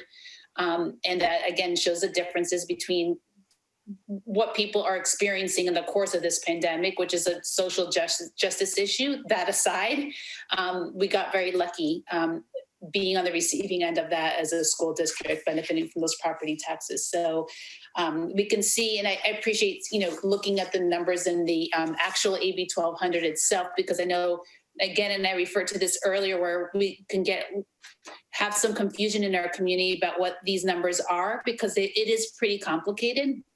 And there are emotions that are in play as well. But it looks like, and I think Mary Beth asked this too, this increase will cost us $335,000 for last year and moving forward. I'm sorry, that's just for the salary, but don't forget there's the resulting increased cost for pension.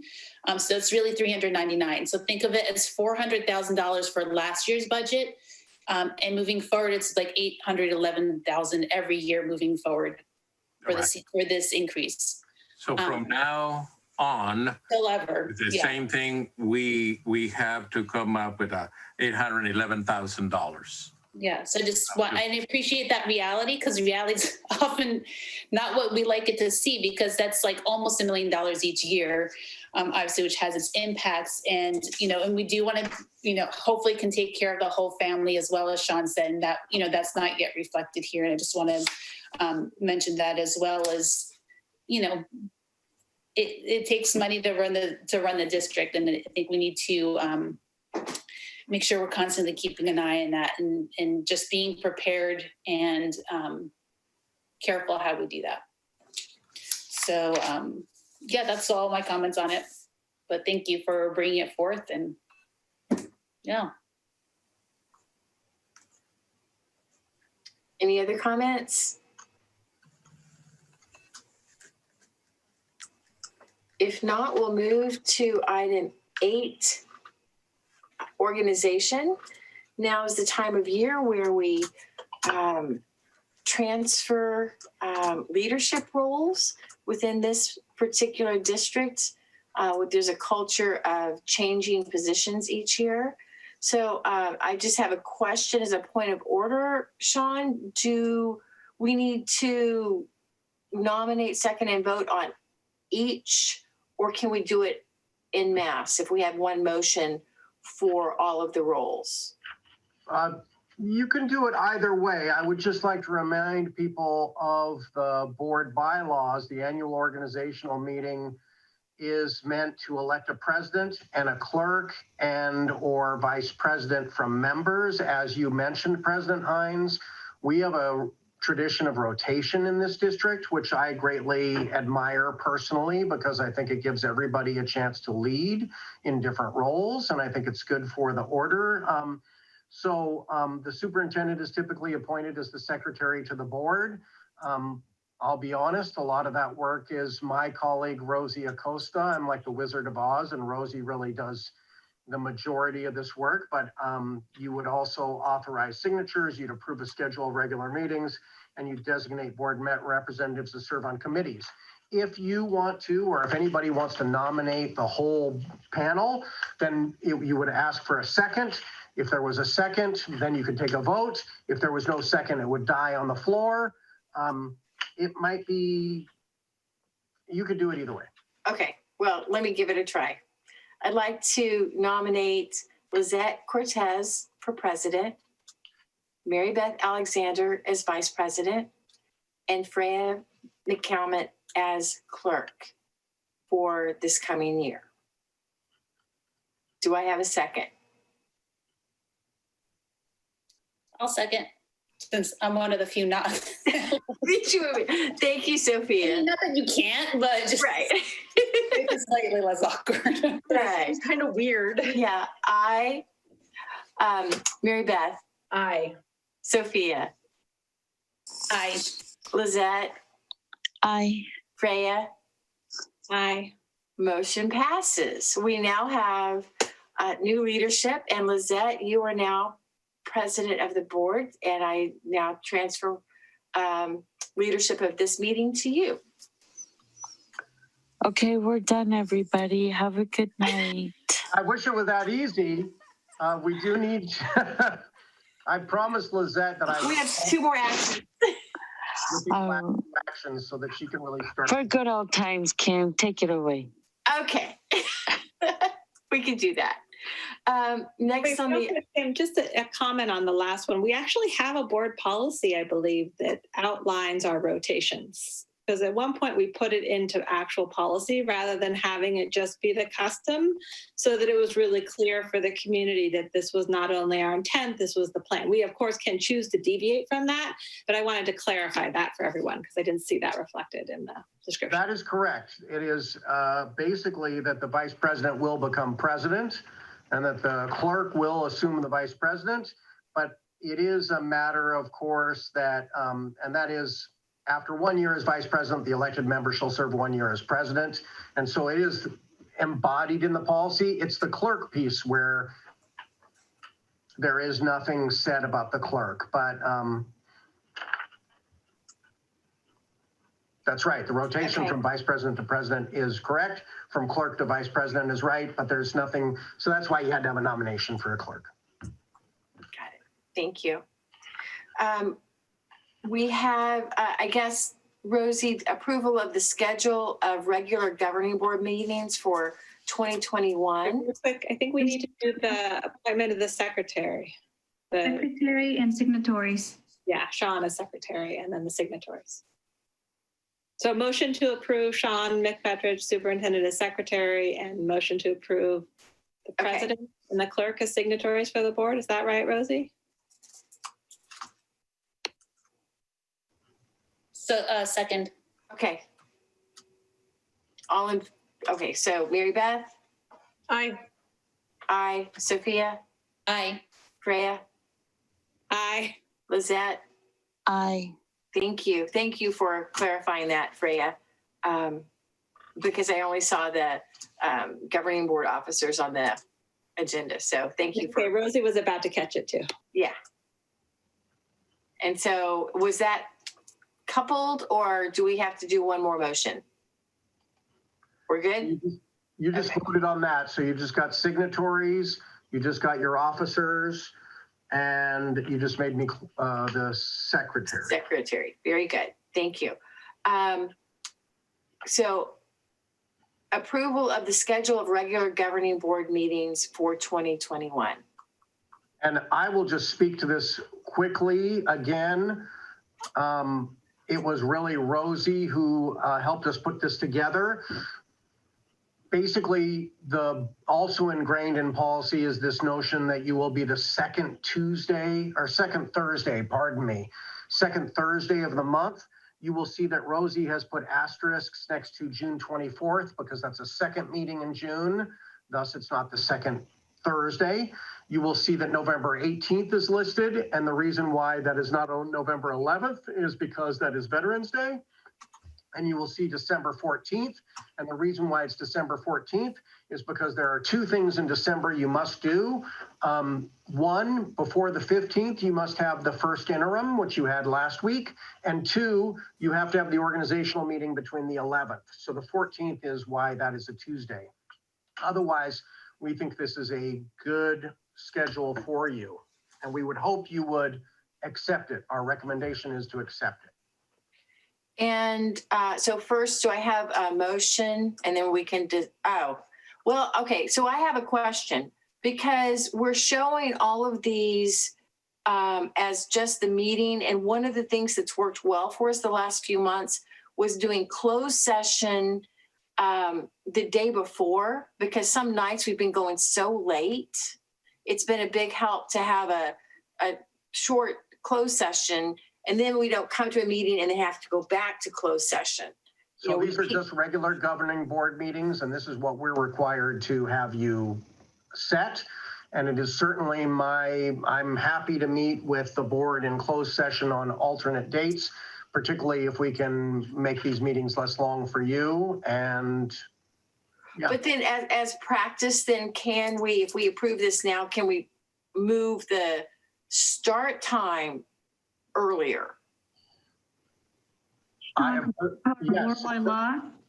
board bylaw says that we have to start at 7. We will have to change and approve a change to the board, the bylaw. However, we don't have that board bylaw up as an agenda item, but it is it is fine for us to do that in the January meeting and bring that board bylaw in the January meeting, and then work, if that's the interest of the board, which I think is a good one, to start the meeting earlier at 6, so that hopefully you would have more time. Maybe you could end the meeting earlier for the public. Yeah. Okay. Do I have a motion to approve this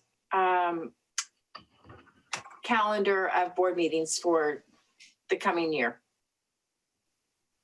So moved. Thank you, Sophia. Do I have a second?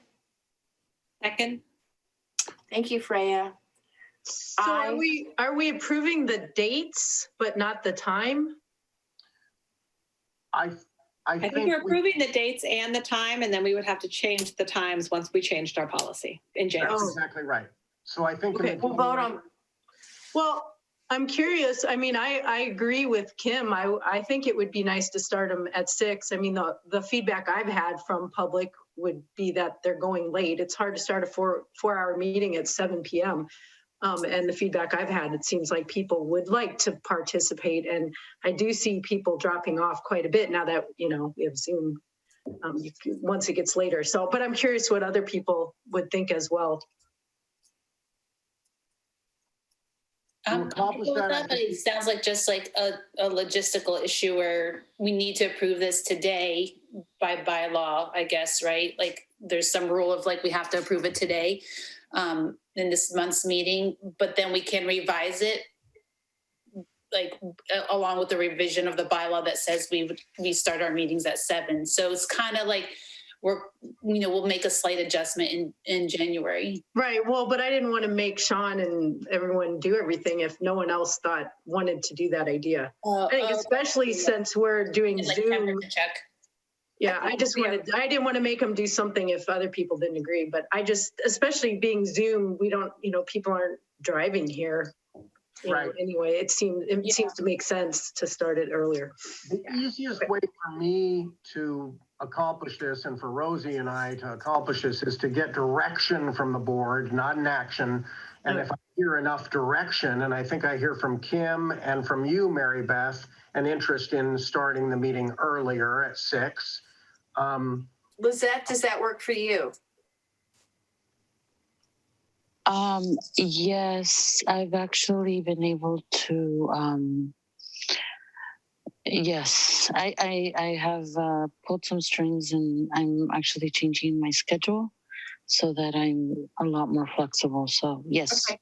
Thanks. What I would just recommend though is when we come back in January, probably also bring us this closed session dates as well if we're doing the closed sessions on a different day, because we'll want to ideally have that planned out in advance too. So our next meeting is January 14, and so we'll try to work with you in the new year to determine like a normal schedule of closed session that we can sort of have a standard time. And Rosie and I will bring back an amended proposed schedule. We'll adopt this one tonight, and then we will bring an amended one where the open session start time would be at 6. And then you can vote on it there, and we will bring the board bylaw and we will change the 7 p.m. to 6 p.m. And you can vote on it then. Thank you. And so, okay, so are we going to not vote on this now? We need you to vote on this. Yeah, let's vote. Okay. Let's vote. Okay. So I think we had Mary Beth. Aye. Sophia. Aye. Freya. Aye. Lizette. Aye. Motion passes. Last item is the designation of governing board representatives for 2021. This is just like for awareness of what all of our roles are in the coming year, the active kind of committees that we're working on. So I do want to speak to this quickly. So most of this is customary to what you were doing in the past. I will say that the City District 2+2 Committee, which we just formed last year, but when we formed that, we typically made that the president and the vice president. So that's why we have recommended or suggested that it would be Lizette and Mary Beth as president and vice president for 2021. Otherwise, everything is the same. We do have a real estate and surplus property committee that is the new committee that we are codifying here that we didn't do at the organizational meeting last year, but discussed. And otherwise, these are all, you guys are all in the same places as you were last year. So, you know, if you guys are okay with this, you could make a simple motion and accept this.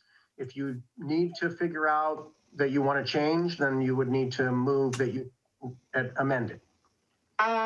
Just as a point of order, it just shows discussion. I don't know that it was that we actually voted on this in the past. No, that's yeah, you're correct. This is a discussion. There's no need kind of to. assignment thing, yeah. There's no need for us to vote on this to report.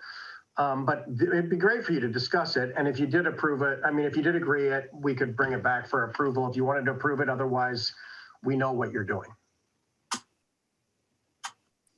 I noticed that I'm on there quite a bit and I don't want to seem like I'm taking all the fun. So if anybody's adamant about something, I don't mind stepping aside. I really do want to stay though in the District English Language Advisory Committee.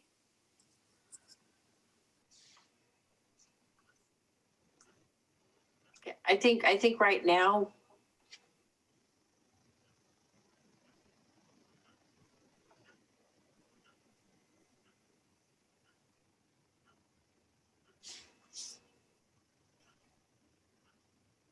is there something particular you want to be taken off of, or just?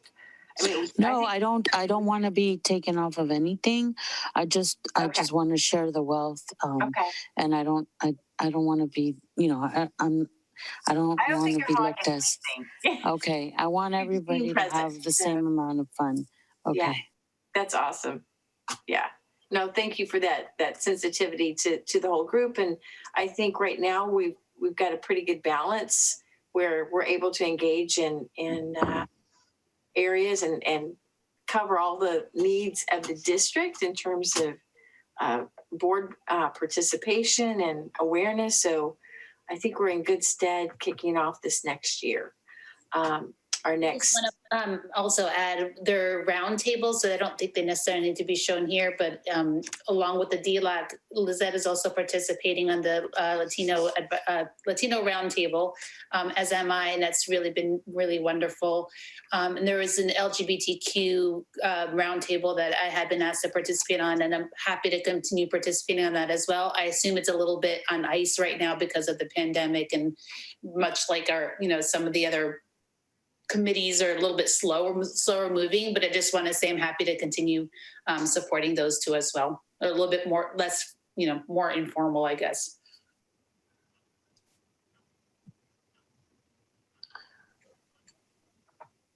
Well, I'm definitely looking forward to being post COVID so we can actually engage with our legislative representatives.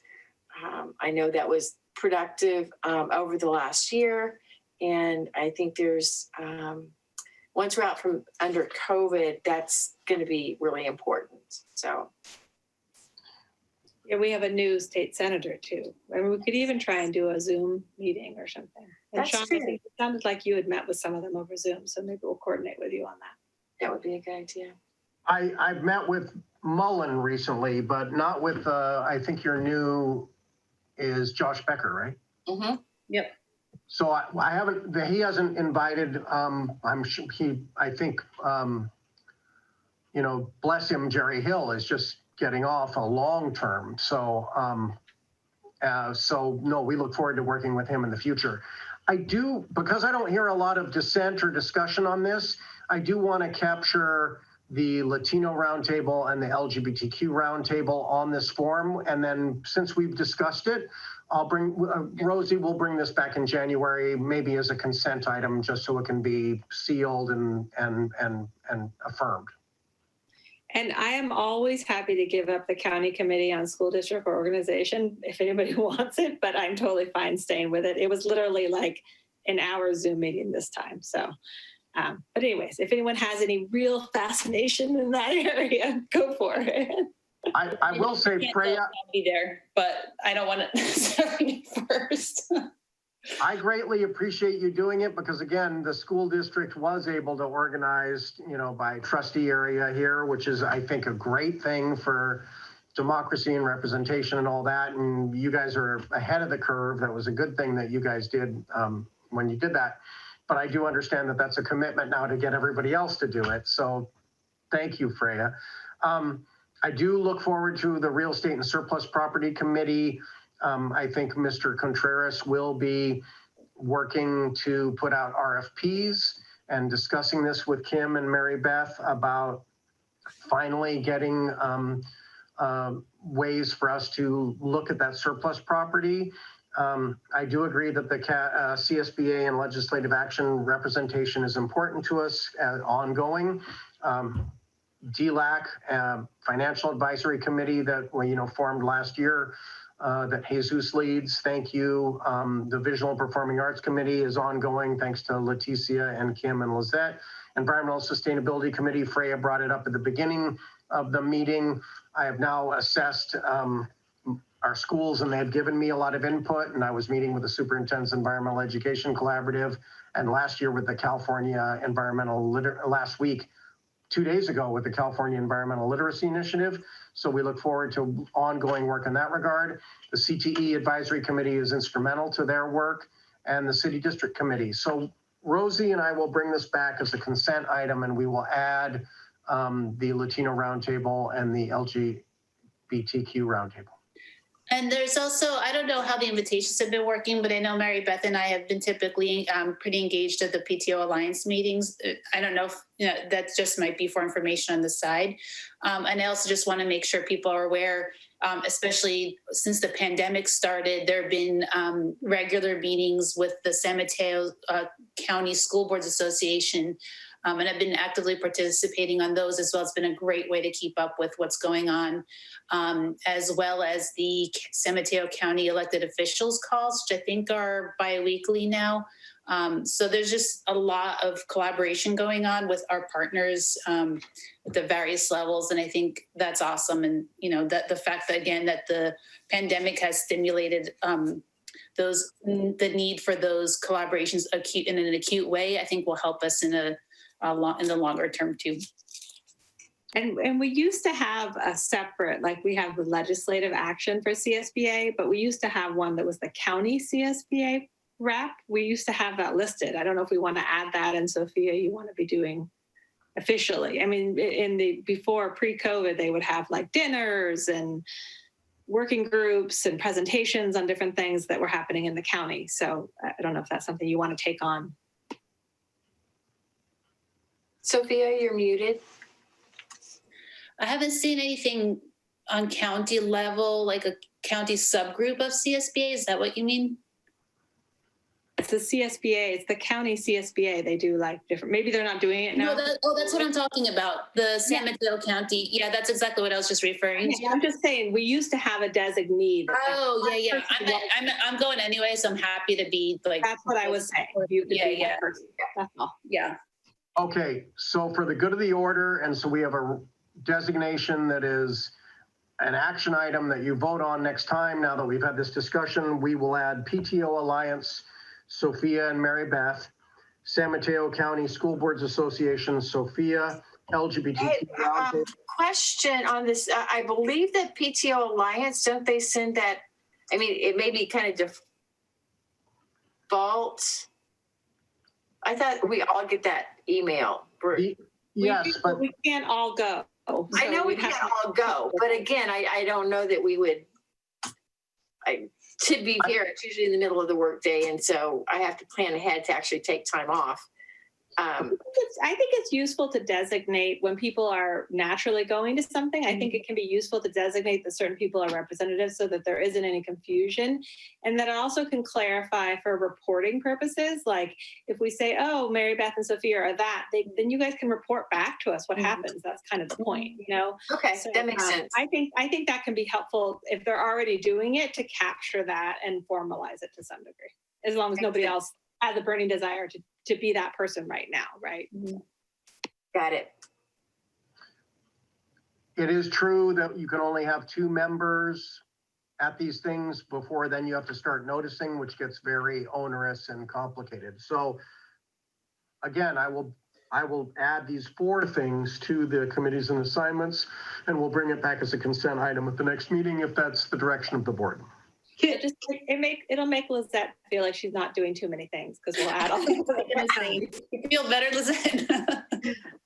So for the county thing, I know the county CSBA, they invite all of us, and there seems to be tons of, is that the thing only 2 people can go to as well? Exactly. Technically any meeting about business, about school business.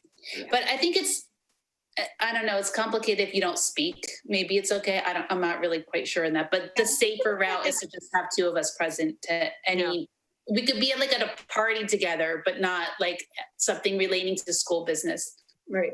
Okay. Yeah, I think if it's like a dinner function or an award thing, it doesn't really matter. But I think that if it's like a discussion on return to school or other things, I was just bringing it up because in the past we have had a representative. So it seemed to make sense. Well, if you wanted to add another representative to the San Mateo County School Boards Association, you can have that. If you wanted to add another representative to the LGBT. Well, Sophia and I are already going to the county CSBA thing. Yeah, Mary Beth's going often too, so I think that's probably not a bad idea. Mary Beth, if you're fine with that. Yeah. To be like officially co-leads, because you guys could run for the county CSBA. We could. Maybe going too far. This is not an action item. Again, I will bring back 4 things I'm writing on my sticky notes, and then we'll bring back a board bylaw also for consent as well, and an amended schedule to say 6 p.m.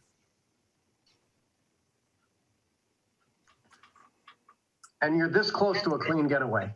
Yeah, it would only be 9:45 right now. So Yeah, do I have a motion to adjourn? So moved. Thank you, Lizette. I'll second it. Mary Beth? Aye. Aye. Sophia? Aye, but can I also just say a quick comment of thank you, Kim, for being president? Because we didn't really get a chance to do that.